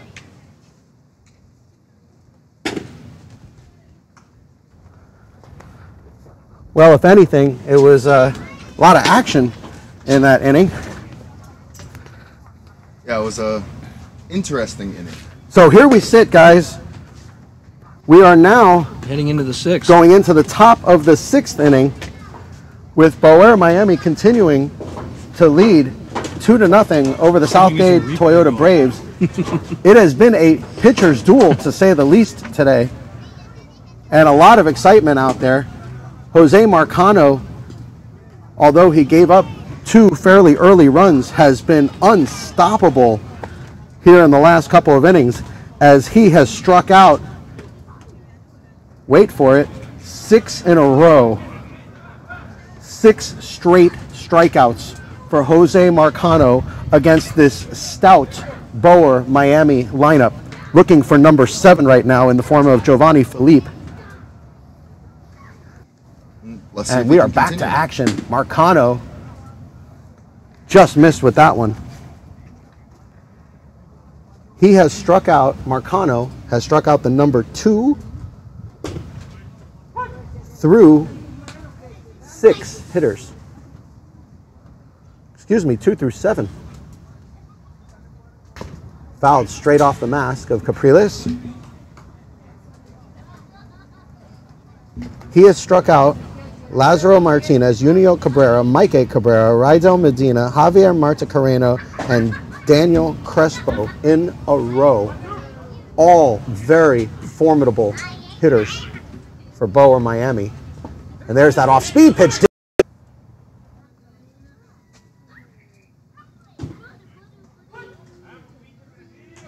Good looking pitch from Marcano there. It really just looks like these Boer hitters are just kept off balance today. They're not used to seeing so many strikes filling up the zone. They don't know what to do, or they don't know how to attack it. Because they only managed to put 1 good piece on a ball right now. Yeah, so far only 4 hits in the game. Although Boer, to their advantage, scored on both of their hits. Count now 3-1. Can we call that first one a hit? It was more of a fielder's choice swinging bunt, if you He ask walked me. him. Are you talking about Mike Cabrera? It was a fielder's choice as the runner at home was out. Yeah, we were going over the offense, and the 4 hits that have come haven't really produced Yeah. much of any sort of runs. The Boer has 2 RBIs. but Correct. They came on a swinging bunt and a Well, good Rafa contact. Quintero's triple did score. Did score. So that's the only hit. But the other guy that came has around come was hit by a fruition. pitch. And speaking Yes. of Rafa Quintero, he just took a walk. So Quintero is perfect today. He tripled in the 3rd and scored, and now has walked. So he's 1 for 1 with a walk, and now taking a good lead off of first base. Tough to steal on the left-handed Jose Marcano, though. And again, that tantalizing 2-seam fastball. Just drifts on the outside corner of the plate, and the Boer guys haven't been offering at And it it yet. seems like, Scotty, me and you have had at least 4 or 5 talks about how left-handed pitchers have that tail on their fastball. Another one, and he swung straight through that one. It's an effortless fastball. It looks like he's hardly putting any motion, any energy into it. It's weird. It's a natural movement that most lefties tend to have. I mean, I'm talking as a righty, and I'm a righty that does have a lot of movement as well. Yes, you do. I but can attest. That's not something that is normal for a right-handed pitcher. Usually their power fastball is a 4-seam, no movement, just, hey, I'm going to throw it hard by you. But with these lefties, they're always a little more crafty. Another one. Oh, and he just missed with that one. Capriles drops the ball into his hand from his mitt as if to say, hey, man, that was a missed it. strike. He nibbled on it. He's been on that outside half all day. He just hasn't. He's gotten some strike calls on it, and he hasn't gotten some on it. It seems to be pretty. Boy, fair, that was though. a close pitch. It is. It's a quality pitch. Ball or strike, it's a good pitch. That one popped up and out of play.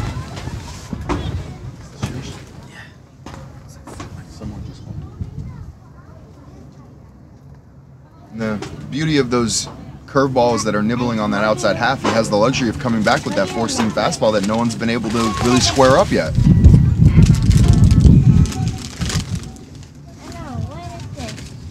Big swing and a miss. He struck him out.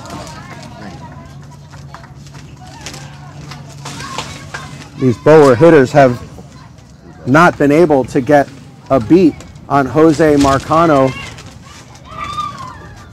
They have been fortunate to score the 2 runs that are in. And now with 2 outs, it's going to be Argenis Martinez. Runner goes. Here's the throw to second base. He's going to be safe at second. Quintero got a good jump over there and stole second base. He stole it on the pitcher there as Marcano got lulled to sleep. Yeah, it's rare to see a lefty get stolen on, but it does happen.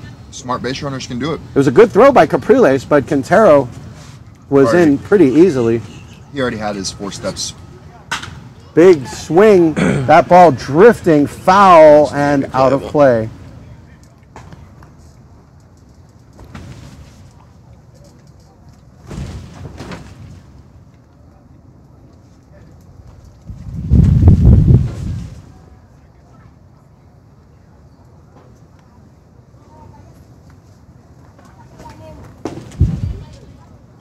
A little low and outside with that one. Count 1 and 2.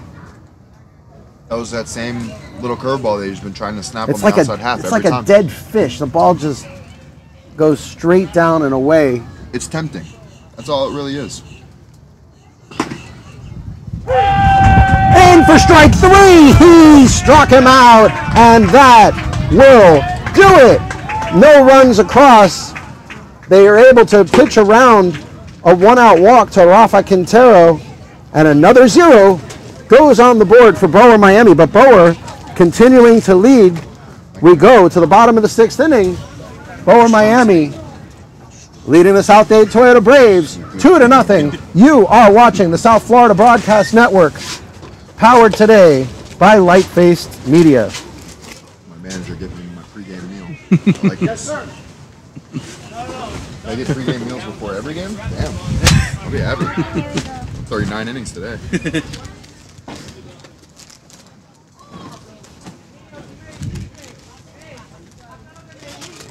I do have to leave soon, though. I gotta go down to Homestead and coach a damn game. Oh, yeah? Hopefully the last one of the season. My freshmen are playing in the playoffs and they got their ass kicked yesterday, so Oh, yeah. I don't think we'll be playing next week.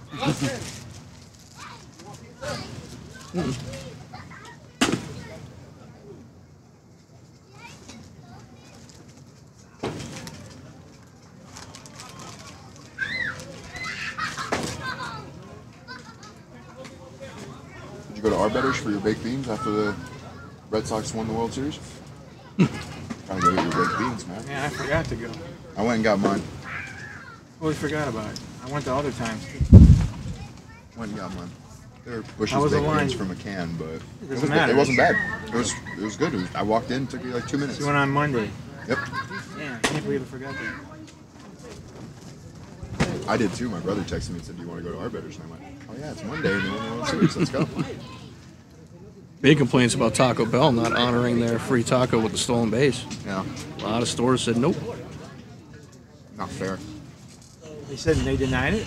Yeah, some stores, some gave it out, That's but some BS. didn't. Yeah, if it's a national thing, it's a national thing. Yeah, they said they weren't participating. Well, if the Celtics win the championship, then I'll go back. So Nelson Labayosa back up at the plate, at the top of the order for the Braves.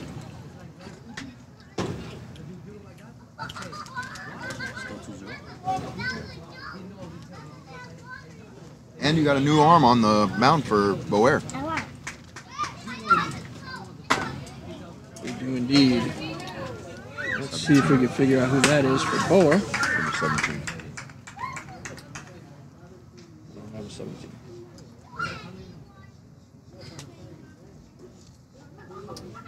We will try to get you that pitcher's information as soon as possible.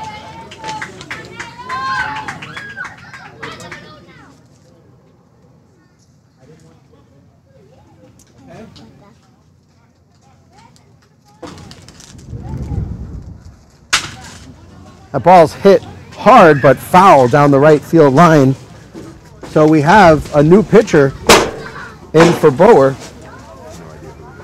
And we're going to find out who that new pitcher is. I dare you.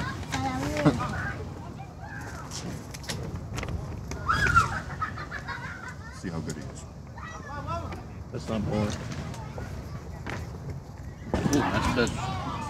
That's a big curveball right there to strike him out. It might be Daniel Chafferday.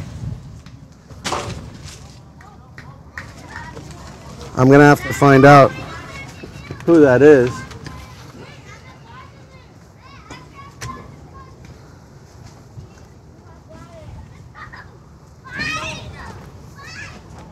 So that'll go as a strikeout to start the bottom of the 6th inning. Close the book on Jorge Hernandez, and what a book it was today, Scotty. Amazing. 0 after 0.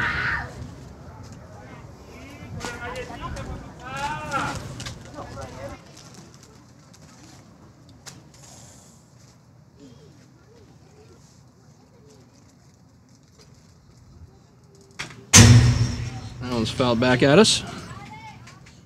You know, with Hernandez and how sharp he was, it goes back to we were talking about if there was a lot of traffic on the base paths, how long would Boer wait to see if they could protect this lead? Yeah, and not obviously, long. their manager didn't want to play any games and wanted to go right into the bullpen and see if their arms can continue to produce. So Yasmani Hernandez, the pitcher for Boer.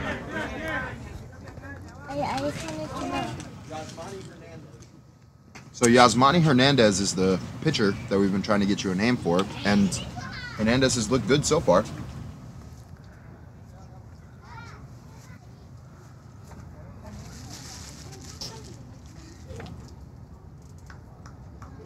Got a little bit of a herky-jerky motion and good sharp break on that curveball. That's that same curveball that he struck out the previous batter with. It's very sharp and it has a good break on it. But I'll tell you, the happiest people in the world are the Braves dugout after seeing Jorge Hernandez come out of this game because he was unhittable. Phenomenal. And it is a new ball game as we have a new pitcher for Boer Miami. And that one hit hard but foul. If you are just joining us, where have you been? We have had a wonderful baseball game here, and you have missed great action here in AUBL Miami playoff baseball. Boer Miami leading 2-0 on 2 early runs, and it has been all pitching since then, and it has been a joy to watch these pitchers go head-to-head and toe-to-toe between Boer Miami and South Dade Toyota Braves. Jose Marcano, after giving up a run in the first on a freak play and another run in the third, has been absolutely unhittable for the last 3 innings.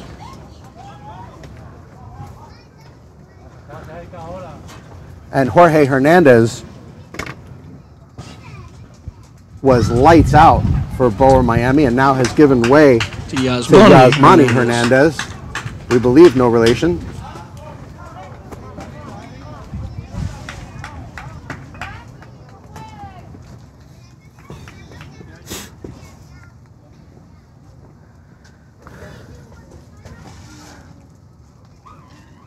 Here's one of those scrappy at-bats we were talking about earlier. As Franklin Gonzalez refuses to go down. Franklin's one of those really hard outs on this Braves lineup that you don't want to see coming up in Well, the box. he hit that ball so hard last time he was up. He went all the way to the wall in left center field. Oh, got him. Did he get him? It is a hit by pitch. pitch, Hit him right but in it the wrist. also may have hurt him. Oh boy, that could be a disaster for the Braves. And we said before, getting hit by a pitch was getting on first the hard way, and that is not good news for Franklin Gonzalez. You never want to see that. No. He looks like he's shaking it off, though. Got a couple high fives from his friends on the bench. Went down a hero right there, so hopefully they can score him and the pain from the wrist won't feel as bad. Tends to go away the more bases you step on. Well, the Braves need him to step on 3 more here. Make That's it what they're looking for.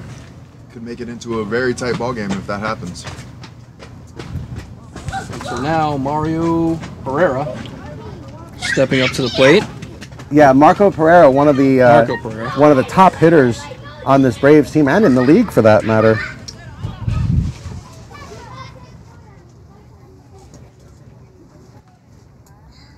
Marco quietly does it too. He's not one of the big 4 or 5 home run guy. He's going to hit you a double to the gap 2 out of 3 at bats every once in a while. It's uncanny how often he is able to get the meat of the bat on the meat of the ball and send it out into the outfield.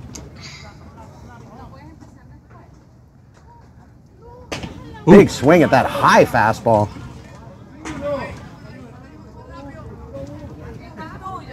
Boer did play with the righty for the first 5 innings, lefty now for the next couple innings. You can wonder if they're going to have another righty warming up anytime soon to give them yet another look.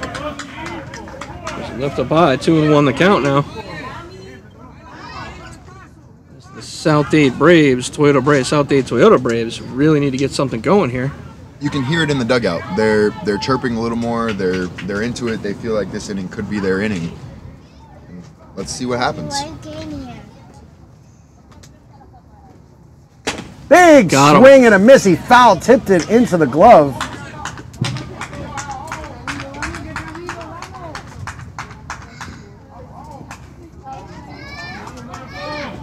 Two and two.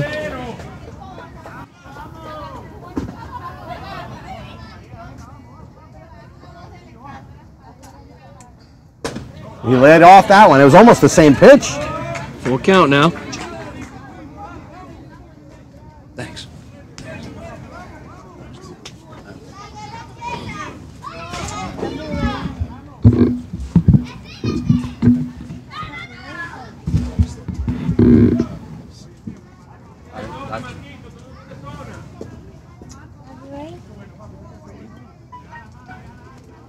Marco steps out of the box to reset with a full count. Steps out again. I guess he wants to feel completely comfortable in there. It's a very important at bat for his team. Full count pitch. And we'll bring... That one's popped up. We'll bring Eric Moore into the booth with us. And for those of you watching and listening, most of you know Eric as the manager of the Rockies. Eric, welcome. Good afternoon, AUBL super fans. It's your favorite coach, Eric. Commenting and not playing today, unfortunately.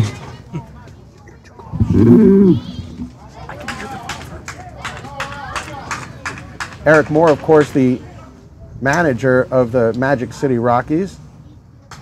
Got a piece of that one.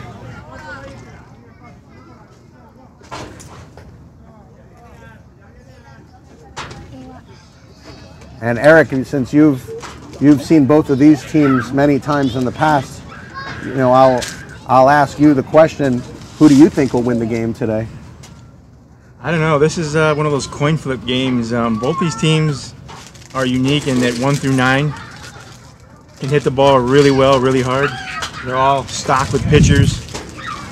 You knock one guy out, the next guy will step up and be extremely difficult. So. And we've already seen I wouldn't be happy to. I wouldn't put money down. I just don't know.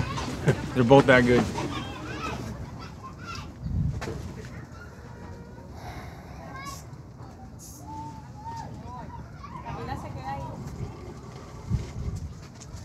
But Boer always seems to have some lefty that can throw hard too. I don't know where they find him. I think mostly Dominican Republic and Colombia. Yeah.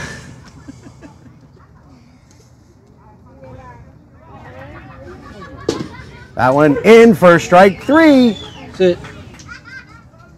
So 2 outs. He struck him out. He tried to call time. Marco tried, yeah, but he didn't get the call. He just stepped out of the box. And that's going to happen. You know, you can ask for time, but it doesn't mean you're going to get time. Correct. True enough. So 1 on, 2 outs. Not smart to play that game with 2 strikes. Luis Capriles stepping up. Lewis walked his last at bat. Fastball right down Broadway, in for a strike.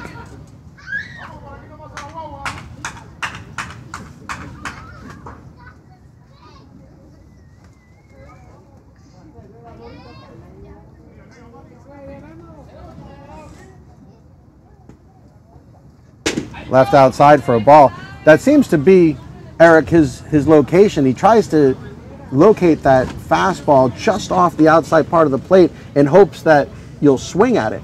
That's on par for the course with almost all pitchers in AUBL. If you're a righty hitter, they're going to come on the outside part of the plate on you all the time, because you can get a good ball and a half outside the plate and get a called still. Curveball swung and missed. If you watch the Major League playoffs, you'll see if it's just a hair off the plate, you don't get the call. But here, the strike zone's a little more liberal. So why not take advantage of it? Yeah, I mean, you're always going to try and get an extra inch or 2 on each side of the plate. And, you know, Greg Maddux was always the best at trying to walk the strike zone out and in. Sliced foul right at the bench for the Braves. Most pitchers in this league are reluctant to come inside. I'm not really sure why. It's a fear hitting the batter. But they usually use that outside portion of the plate.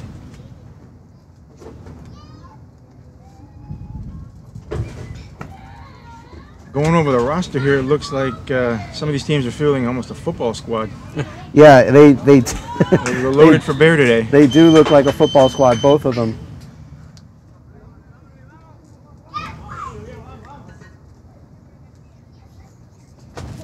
Curveball swung and missed.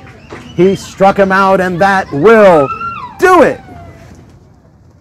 Capriles goes down on strikes, and other than hitting Franklin Gonzalez, Yasmani Hernandez strikes out the side. No runs, no hits, and we go to the top of the 7th inning. Boer Miami continuing to lead the Braves 2-0. You are watching AUBL Miami Baseball on the South Florida Broadcast Network, powered today by Light-Faced Media. And what a great setup Light-Faced Media brings with them. We have cameras all over the joint today. We have our camera in center field that you folks have seen when the pitcher throws a pitch, as you're seeing right now. We have a camera on the 3rd baseline. We have, which was facing the wrong way, we have a camera on the 1st baseline. Now you're seeing Marcano. And of course we have one behind home plate that catches the action once the ball gets hit. So we have all the bases covered literally today. And Jose Pee Wee Caban has done a great job of directing the cameras. We want to thank Jose for bringing all of this wonderful equipment out today. And it has been our pleasure to bring an expanded view broadcast for you folks.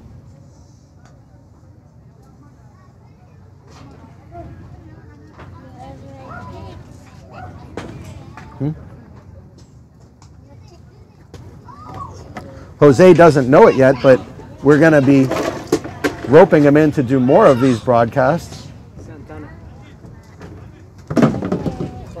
Santana's subbing in? Bottom of the order? Okay. So Rafael Santana has made his way to home plate and will be added to the bottom of the order.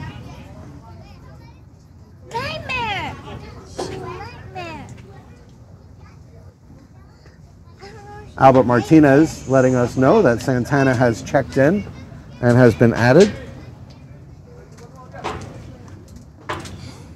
Santana typically leads off or hits second for this team and hits that one hard right at Jose Marcano and is retired as quickly as he got to home plate. He'll go 1-3.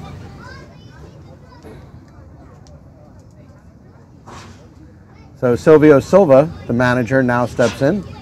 We've already lost one of our managers today as Ernesto Travieso was thrown out of the game for a dissenting opinion. In soccer, they call it dissent. Here, they might call it something else. I don't think it was so much the dissent.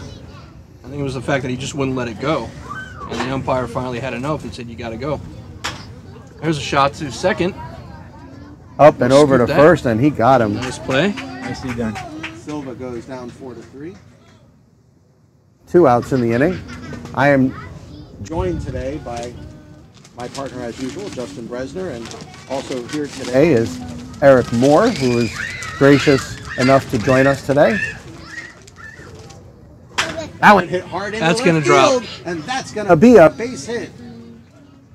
That is the first hit for Boer since the 3rd inning. These guys are jumping on the first pitch now, so it might be part of their strategy. Well, I think they know, Eric, that's a good point. I think they know that Marcano's getting that first pitch over, and why start off your count 0-1? Why? It doesn't make any sense, especially when he's throwing strikes.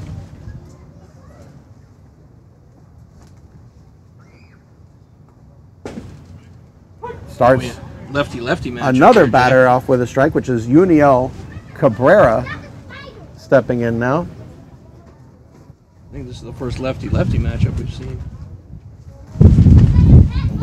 That one misses outside.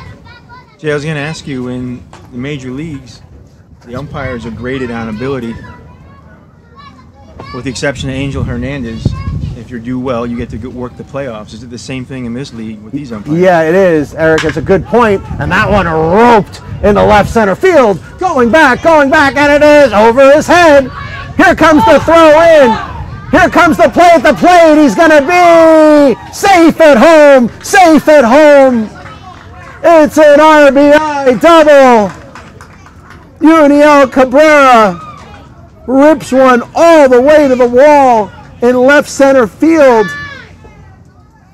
Lazaro Ramirez scores all the way from first base, and Boer now leads 3-0. That was a big hit. To deep A center big field. hit and a huge run for Boer. I'd have checked home plate, though. I don't think he touched it. That's up to them to figure it out. Well, it looks like that ship has sailed, Eric, as Sure has. Mike Cabrera now steps in. Did he go? Yes, he did, says Albert Martinez. And yes, to answer your question, Eric, going back, we do grade out, AUBL Miami does grade out its umpires, and yes, today is a reward. Yeah, I took it away because he had it on top of him, and I heard echoes. So Find a happy medium. Mike Cabrera, a very imposing figure at home plate. Fastball in for a strike.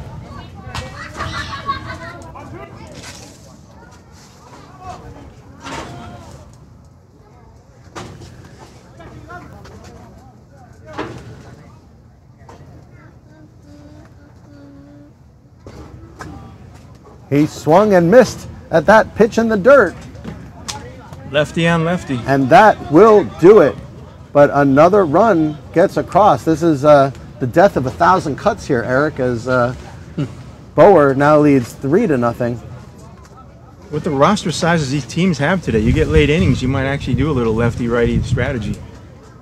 Might be in their best interest. Well, I think today you go with whoever is going to get you that out, whether it's a lefty-righty or if it may be someone like an Andres Ibars who might come in late and throw 92.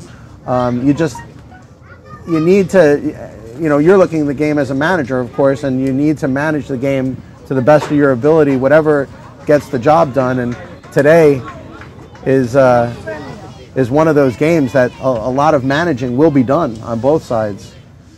I talked to my guys about implementing the shift. We're going to try it for maybe next season just to see it and play around with it. I actually saw UM at a scrimmage, or actually a game the other day, their green and white game, and they actually employed it. So who knows? It's maybe the way of the future, and we'll implement it next season. I just can't get used to seeing that much of the infield open, and I look at these left-handed hitters.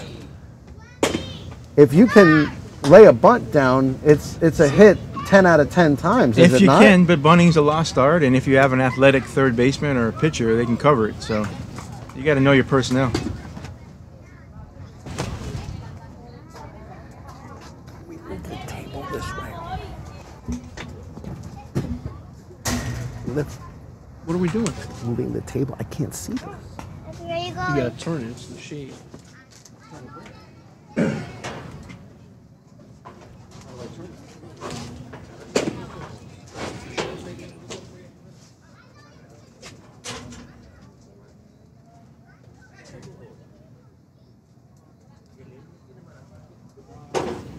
Look, I broke it.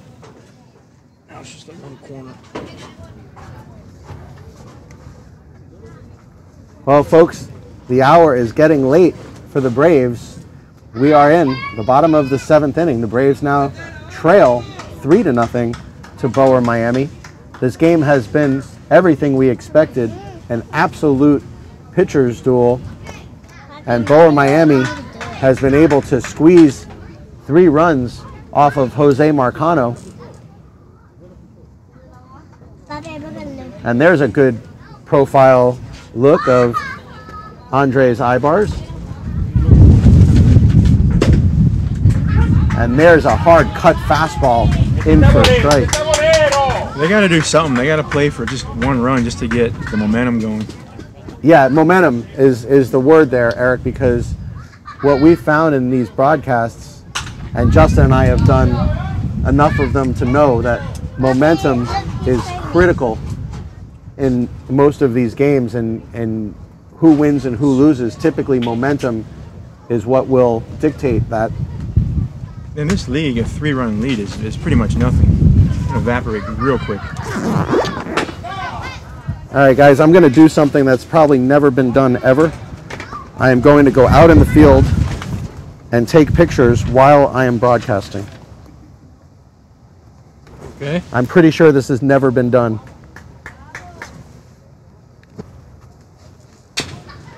You're basically vlogging right now. Staring at you. All right, thanks, man. We'll be all right.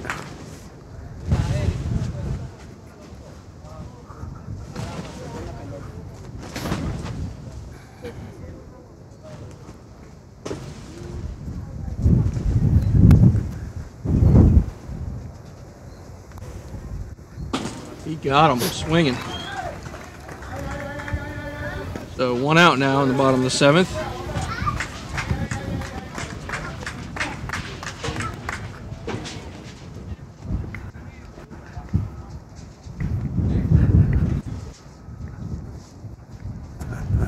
.22 subbing in. 22 subbing in. Okay. 22. All right. Let's see. First for 22 is AUBL Ronnie Miami. Cabrera. I am broadcasting So Ronnie Cabrera on the field, taking Ricardo pictures. Ibars. That is a beautiful pitch on the outside part of the plate for a strike, and I had a great view of it right behind the pitcher.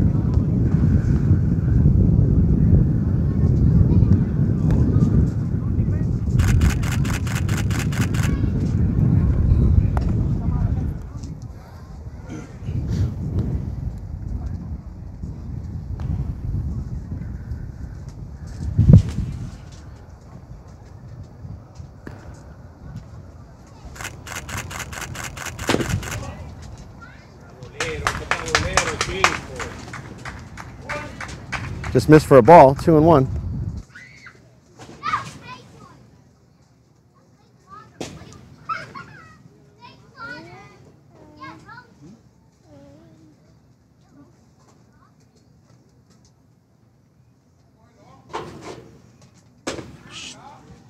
Big swing and a miss there. That's a huge swing at that fastball. Those are tough to barrel up for a righty when that ball comes tailing in like that.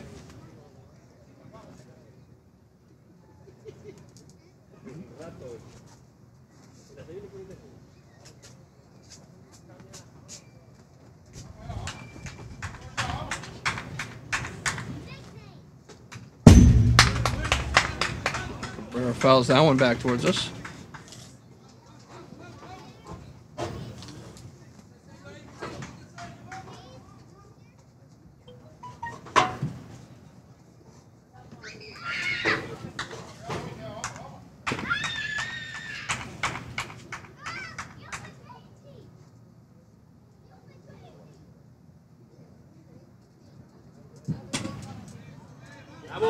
Ball way Count now, outside. 3-2.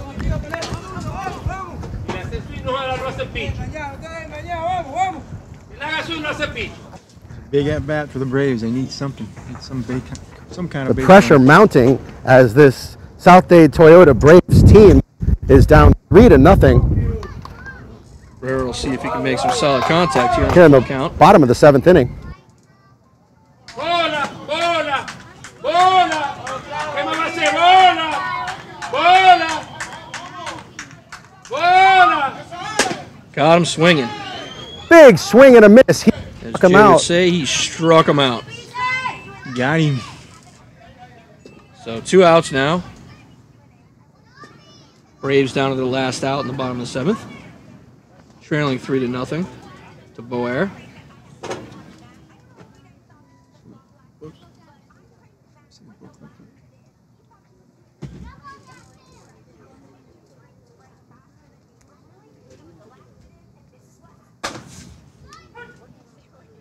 First pitch strike.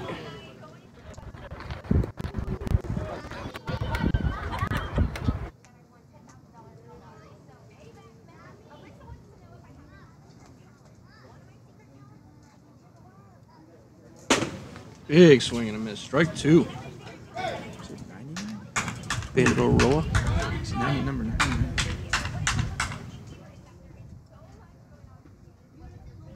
Might have had another batting change, but they didn't bother.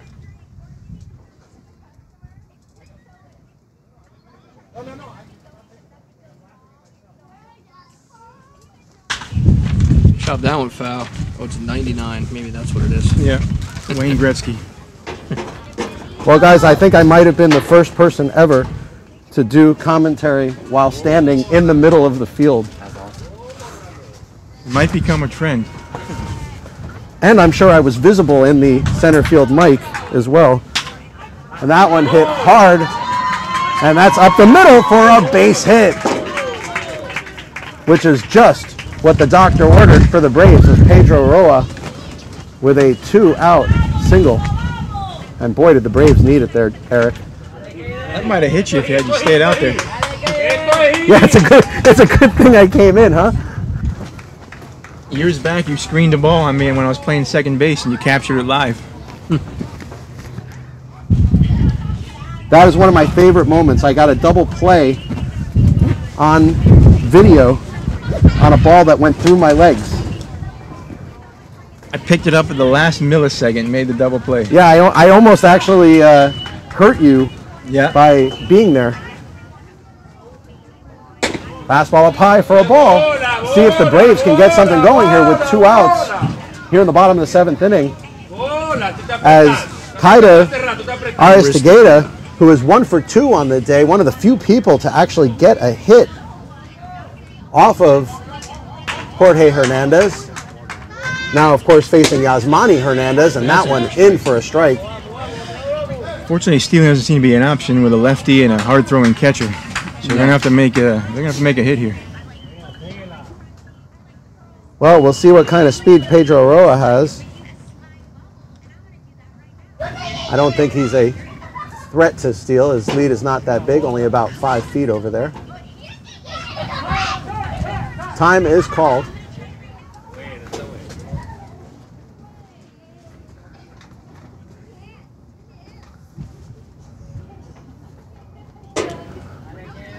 Seems to be a recurring theme in this game is the late timeout calls. Well, I think it's because the Boer pitchers have been working so quickly that the Yeah. Braves feel like they are not getting set in the batter's box. Hernandez deals, and that is foul on the right side. It is a beautiful day for baseball here at Coral Park, and we also have action going on at Walker Park today as well. 4 playoff games on tap for AUBL Miami. 8 teams left in this season. And this is the last 2 champions going head-to-head and toe-to-toe today. Big swing and a miss. He struck him out, and that will do it. Hernandez again strikes out the side. So 6 strikeouts in 2 innings for Yasmani Hernandez. Very impressive.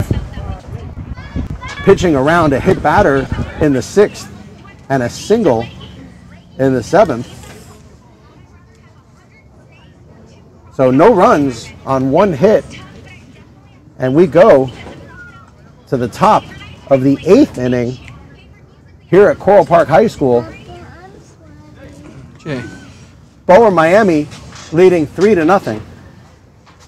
Very fast game. Yes, sir. I think these guys want to watch some football. Yeah, I mean, how many you have? You have 4? No, how many do you have?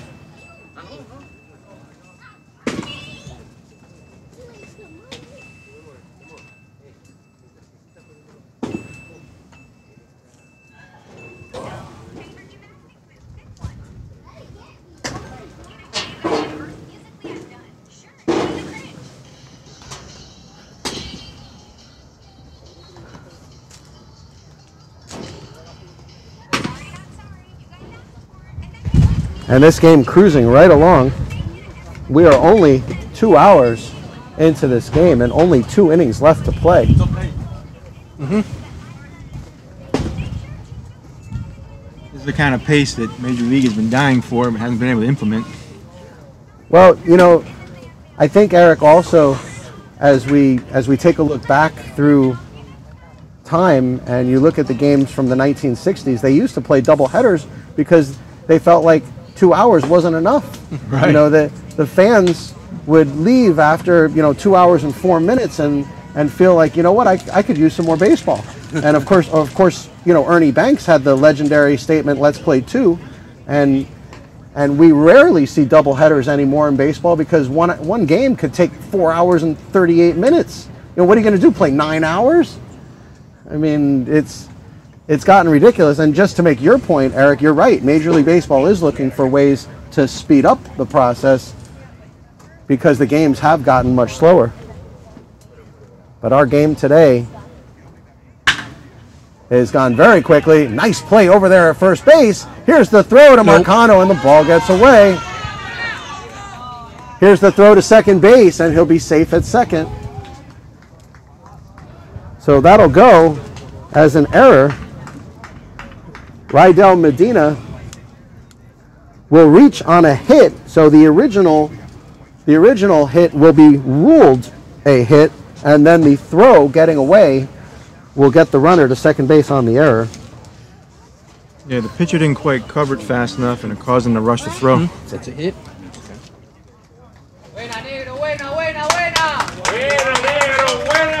And Jose Marcano will be done for the day. So that will be it for Marcano. And one thing we have to keep an eye out for, guys, is Marcano has a big bat. Don't be surprised if Marcano doesn't make his way in.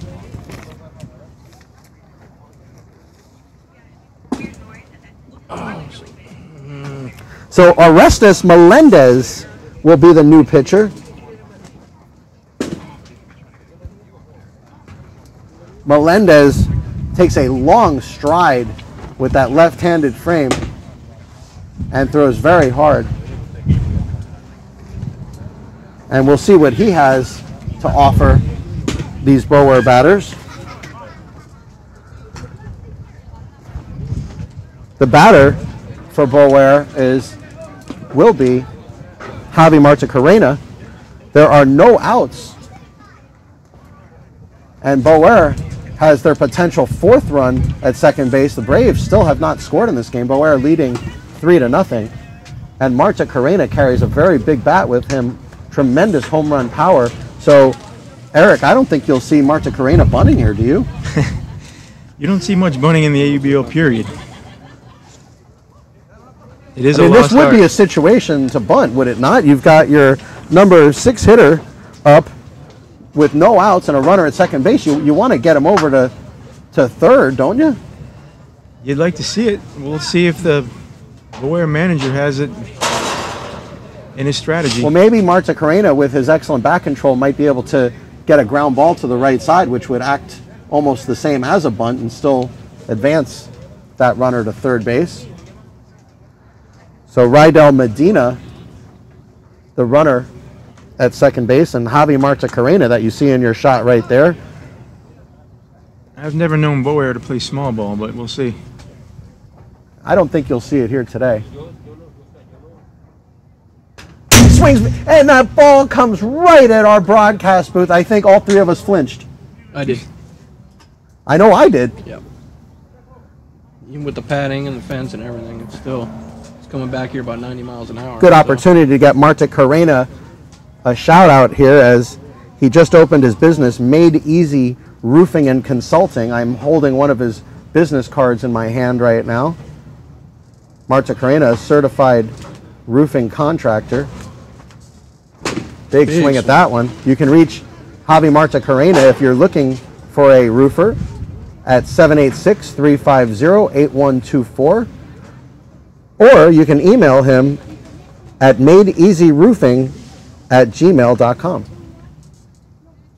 I bet you Javi didn't think he'd get that plug today. Big swing and a miss. He struck him out. So only 1 out in the inning. And now it's going to be up to Daniel Crespo, 0 for 2 on the day, struck out in the 5th.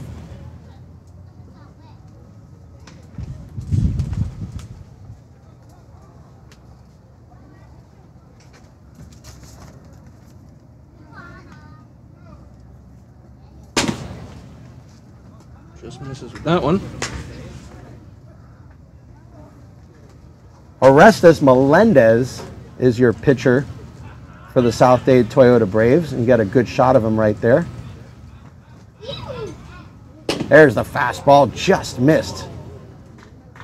Right off of the black of the plate, maybe 3 inches off of the plate.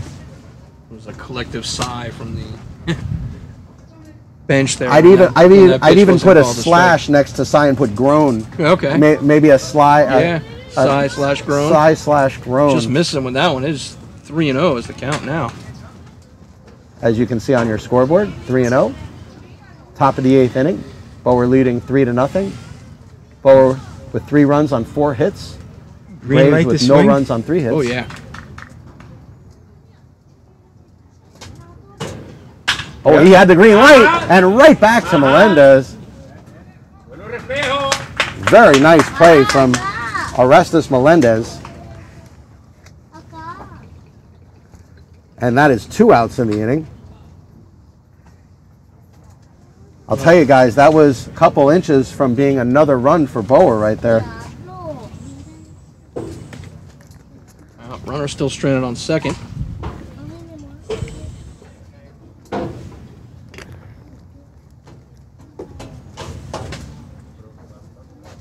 So 2 outs, and here comes Giovanni Felipe. And there's a fastball in for a strike.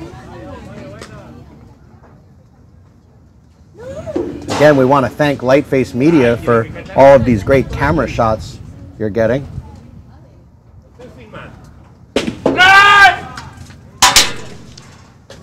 It wasn't even close to barreling that thing up.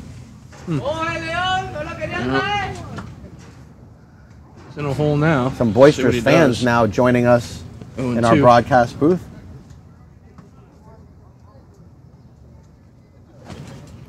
Looking for a high pitch. Wow. He got the high pitch he wanted, but No offering from Felipe. As Luis Capriles was literally standing up there, Justin. Yes, he was. A very odd approach there. And big swing and a miss. He struck him out. That will do it. 2 strikeouts in the inning for Melendez. No runs for Boer. We go to the bottom of the 8th inning. It is still Boer 3, South Dade Toyota Braves nothing.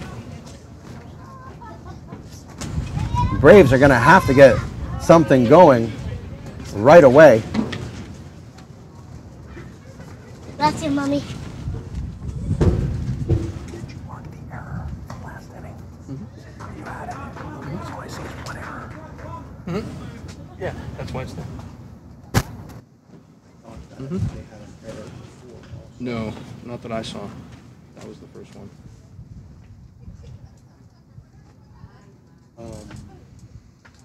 I think they had one in the first inning. That's how they scored the run. Because remember the throw hit that guy in the back? Remember they were trying for. Well, I guess you can't assume a double play. So I guess you can't call that an error. I'm trying to think if there were any other errors. Yeah, as far as I know, that's the first one. Because it was the hit and then the throwing error. He wound up on second and then he was stranded. So last 6 outs here for South Dade Toyota Braves to get something done. I mean, this game is far from over. But the outs are getting slim here. Well, this is AUBL Miami action at its finest. And, you know, this being our 8th season of operation, I can tell you personally that this game ranks right up there with all of them in terms of the amount of drama and tension that you'll ever see from a playoff game. As we have a new pitcher for Boer. Looks like 57, Jay. So we'll get that for you momentarily as Boer brings in number 57 to pitch, and we'll find out right now who that is.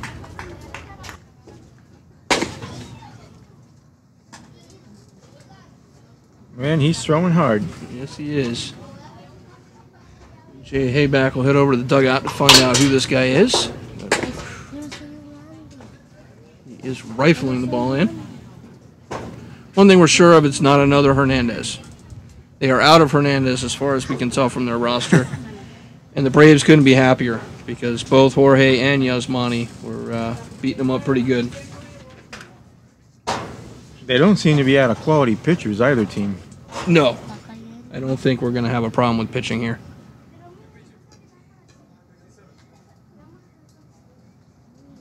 It's kind of what separates these deep So playoff teams with their Tomas Cabanelli takes the mound for Boer. Tomas Cabanelli, number 57, takes the mound for Boer. We do not have him. Yes, we do. Cabaniel. Tomas Cabaniel takes the mound for Boer Miami. Did he hit him? Looked like No. The one thing that Boer cannot afford here is a leadoff walk because their pitchers have shut down any offense from the Braves today, and any sign of life will be a door that's cracked open. And again, another ball, so it's 2-0. So Mauricio Amarista, the batter, and a very smart batter, Eric, is not going to swing at anything outside the zone here. May not swing at all.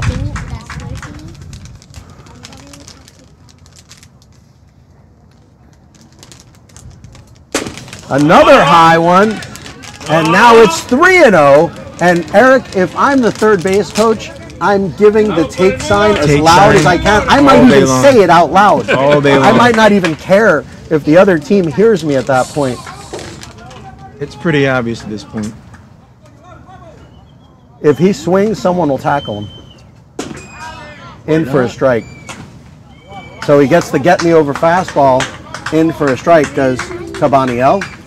Tomas Cabaniel, the third pitcher of the day for Boer, and we expected this. We expected Boer to bring at least 3 pitchers, if not 4. Hardest thrower of the day Good from what I look can there tell. at Cabaniel. Big swing and a miss from Amarista at a fastball right down Broadway. He's got a big fastball and he's not afraid to use it. That's all he's thrown. Yeah, he has not thrown any off-speed pitches as of yet. And I don't think we're going to see one here either, Eric.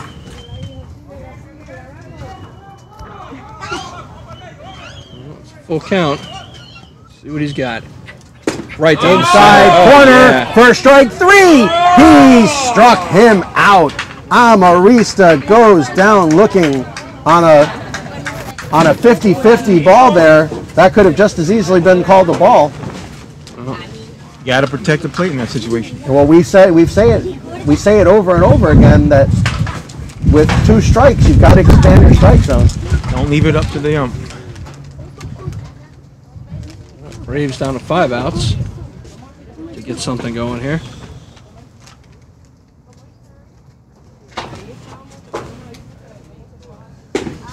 David Nahon, who entered the game in an auspicious fashion after Ernesto Travieso, the manager, was ejected from the game. And Nahon had to come into the game in the middle of the at-bat. A very odd scenario for Nahon, who in his last at-bat was still stretching while we saw him at his at-bat. I think he's looser now. I think the Braves got to prove they can hit this velocity first. And that one low for a ball.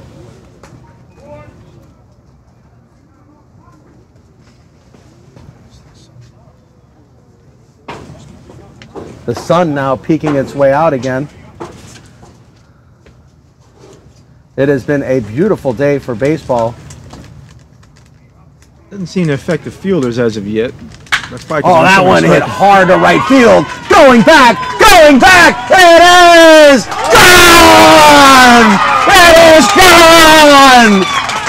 Substitute David Nahon has taken it over the right field wall.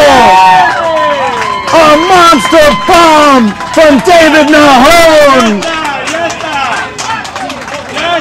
And the score now 3-1. That's that momentum shift we were talking about. This could be the catalyst.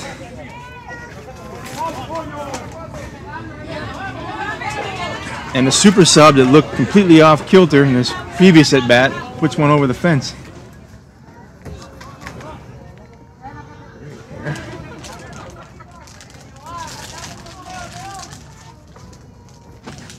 So Johan Romero now will come to hit, and it looks like he's being added to the bottom of the lineup. I don't think they're going to be replacing their leadoff hitter Labiosa, and we do see Labiosa on deck. So being added to the bottom of the lineup is Johan Romero.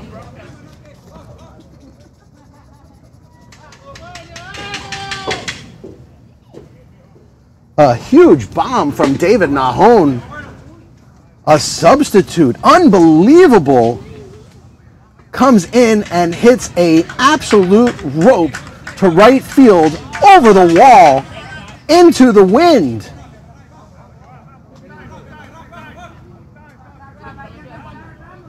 There's a fastball, popped up, out of play.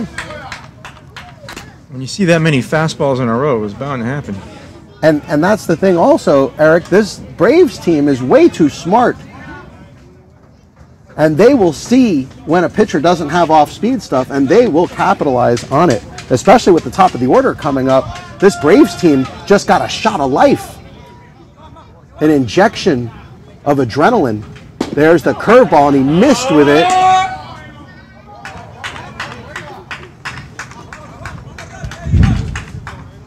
Two curveballs he's throwing out, one was for a strike.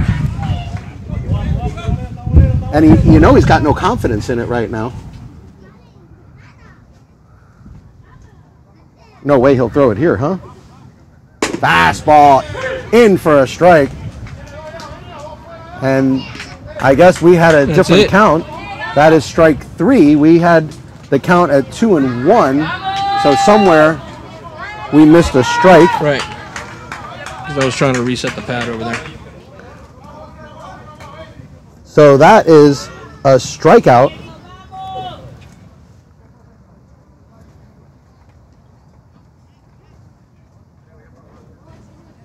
That should be 2 outs. Okay.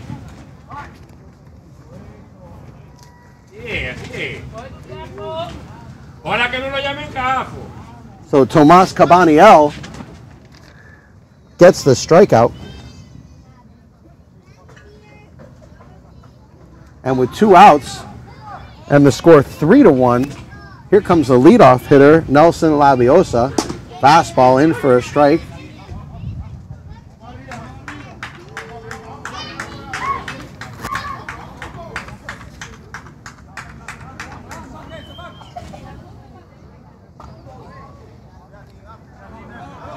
There you get a good look at Labiosa, who this season is hitting .390. Curveball, and he swung at it. I'm surprised there, Eric, with all the curveballs he's thrown for a ball that Labiosa would offer at that one. Maybe he was fooled on it? Probably. I think he knows he has to throw it at some point, though, or something off speed, because fastballs, Braves can hit fastballs.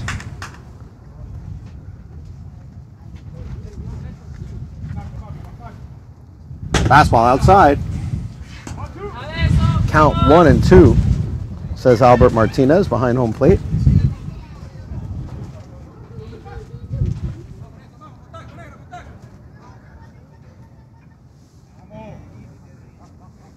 Pressure and tense moments here in the bottom of the 8th inning. The Braves have put one on the board, and that one fouled straight back.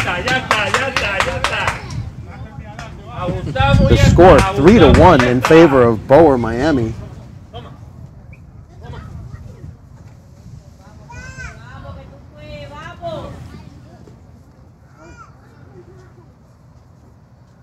Crowd very interested in the results of this game, as you can hear the crowd behind us.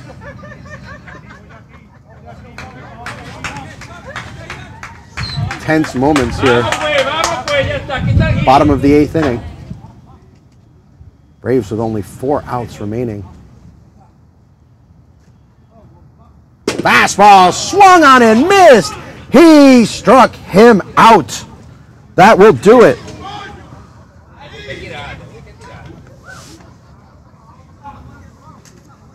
So just like his predecessors, Cabaniel strikes out the side. Also shutting down that is the 3rd inning in a row that Boer pitchers have struck out the side. Obviously, a home run sandwiched in between there, so it was not a perfect inning, but he did strike out the 3 outs. Is this another pitching change? This is still Melendez. All right. So Orestes Melendez will step in for the top of the 9th inning, as Boer will try to add some insurance.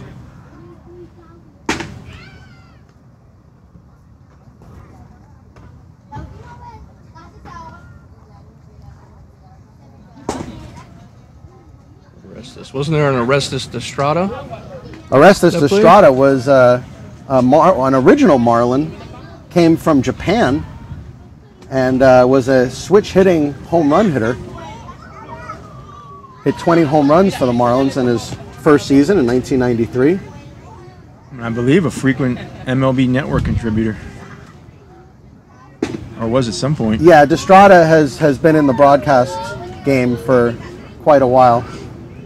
And also one of the main South American personalities as well.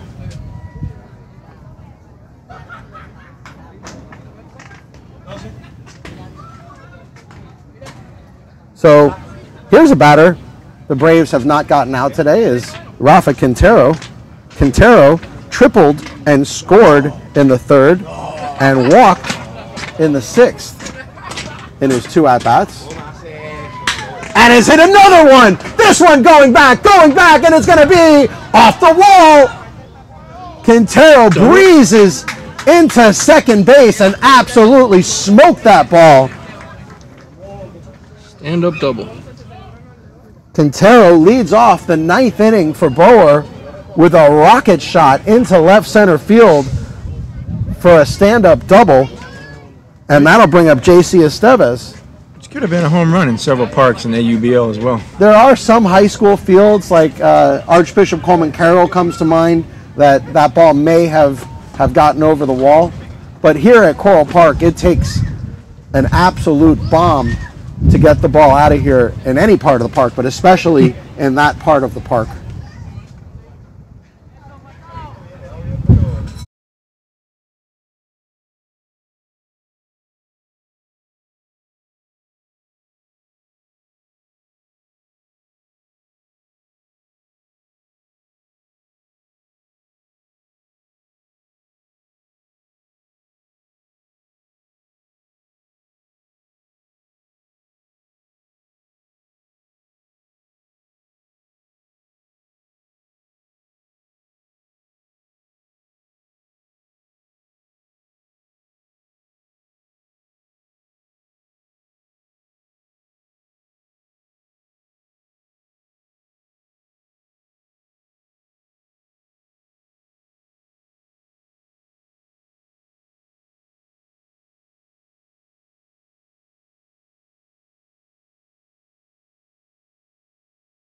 Much good at this point. It does set up the double play, but I still wouldn't recommend it. Fastball in for a strike. That was the get me over fastball there.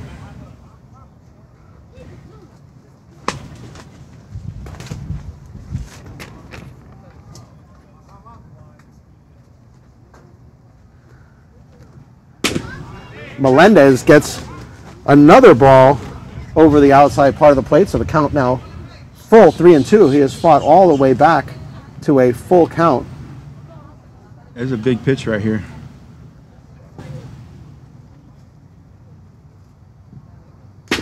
Tipped it,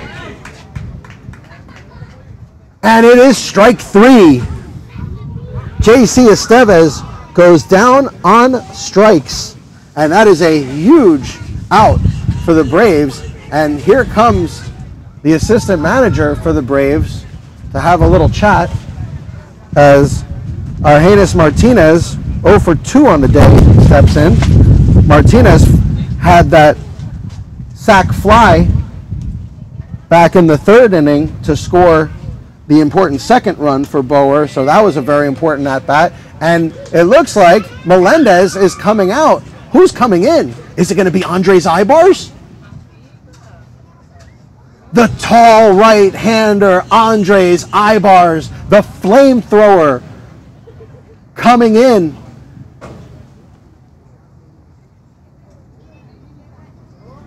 And I can tell you guys firsthand, since I faced him a few weeks ago, that Ibars throws absolute fire out there. Lefty was pitching well. I wonder if he told him he was getting tired or something. No, I think this was the plan all along, is to get Ibars in there.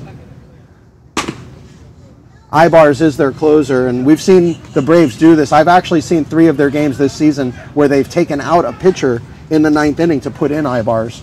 So I think this is all part of the Braves' master plan, is to get Ibars in there for the final 2 outs.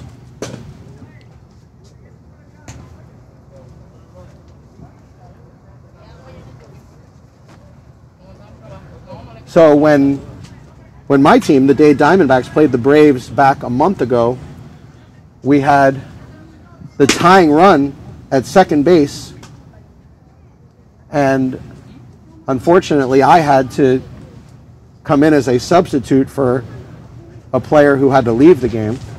And of course, who comes up with 2 outs in the 9th inning and the tying run at second base but myself, to face Andres Ibars.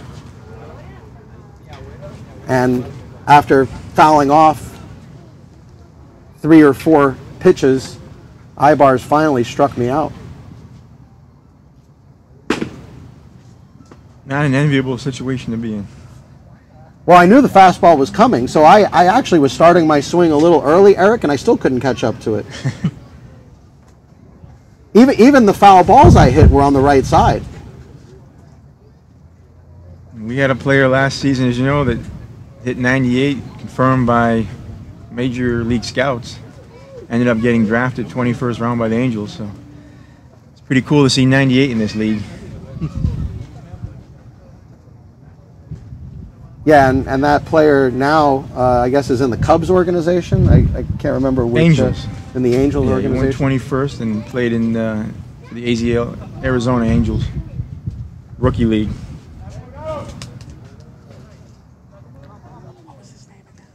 Christian Reyes. So Christian Reyes, the player that Eric is talking about, and we wish nothing but good luck to Christian Reyes and his journey towards the major leagues. We hope he can make it there. Ibars fires a strike. So Argenis Martinez, the shortstop, now steps in.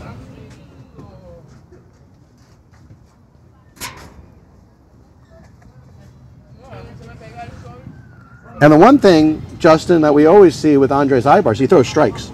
Not a lot of off-speed pitches, but we know he's going to throw strikes.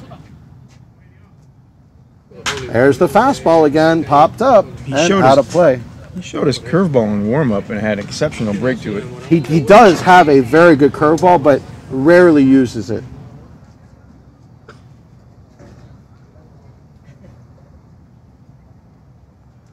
And you could see Martinez was late getting around on that one, just as I had indicated in my at-bat from a month ago.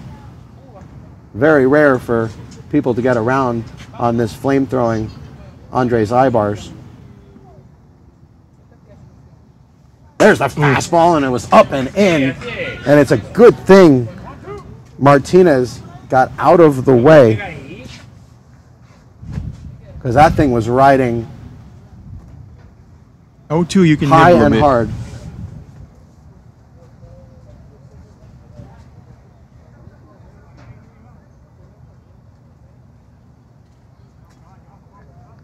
Here's the 1-2 from Andres Ibars.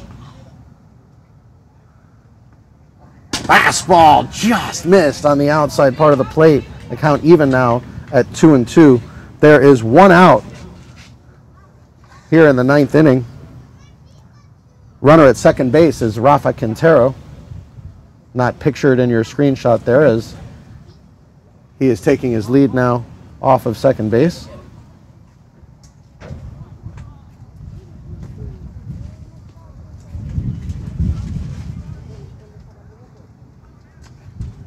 Curveball, swung on and missed.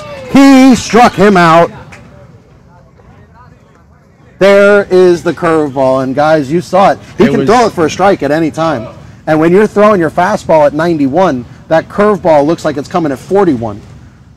It had vicious break on it, and it's, unless you're sitting on it, you're probably not going to hit that. Very impressive pitch from Andres Ibars. What happened here? Intentional walk issued to Rafa Santana.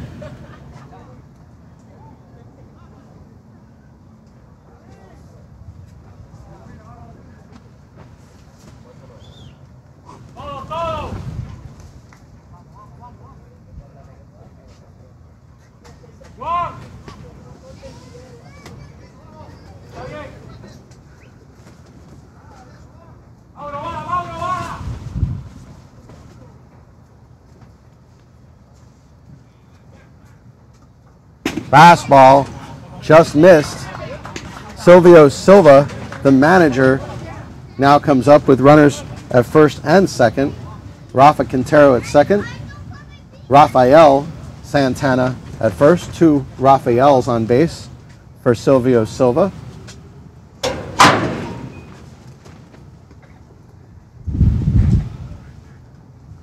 Foul right back at us.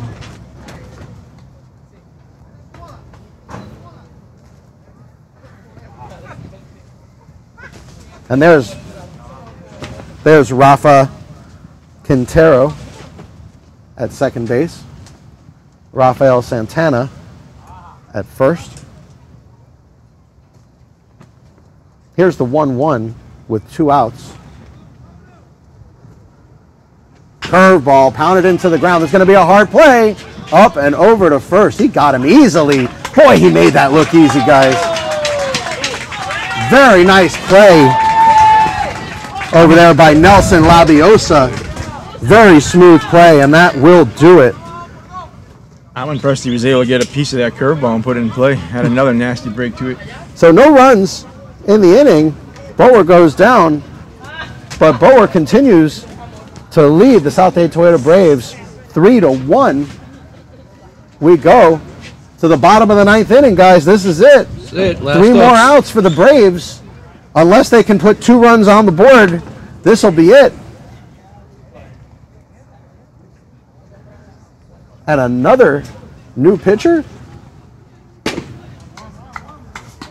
Like I said earlier, doesn't seem to be any lack of good pitching on either staff. No. 21, I want to say.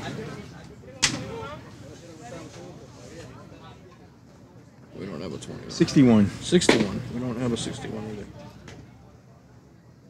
They have so many players. It's hard to keep up with all of them. No 61. It's okay. We'll have the information right now. What do we got? If not there, here.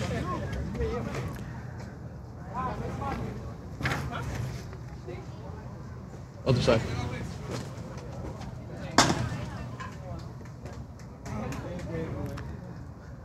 So a player not listed on our roster coming in is Castillo.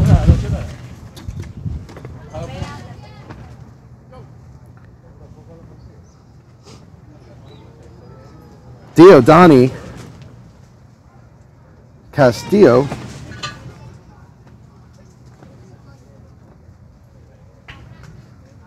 Number 61. So Castillo will be in charge here of saving this game for Boer Miami, and it will be the very dangerous Franklin Gonzalez, who is 1 for 2 with a double, and that one in for a strike.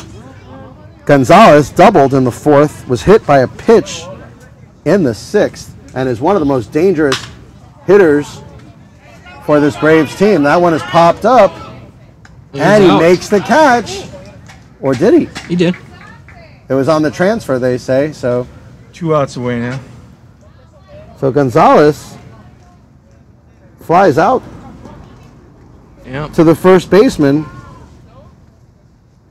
Rydell Medina. Braves are 2 outs away, and that's the first one that we've seen chip foul there that was caught. That was There's playable. a curveball from Castillo in for a strike.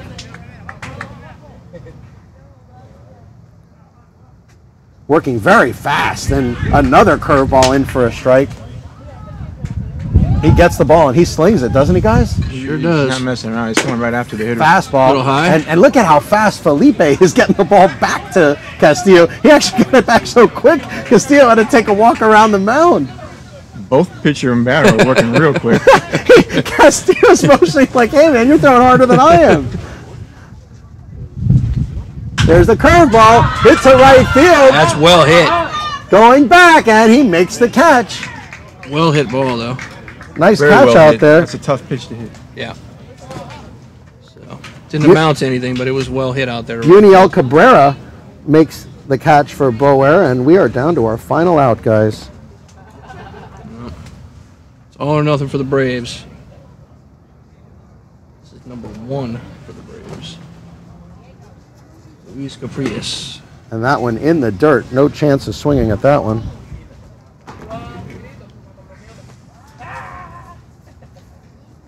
Things not looking great for the Braves. They need to get something going right here. Get a base runner.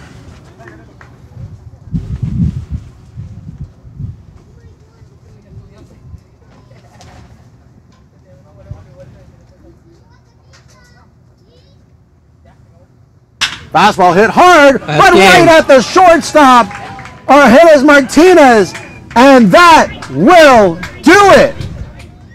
Boer Miami defeats the South Dade Toyota Braves in a thriller here at Coral Park High School by a final score of 3-1. It was a very exciting and entertaining game here today, and it has been our pleasure to bring it to you. Both teams played very well today. Boer Miami able to defeat the South Dade Toyota Braves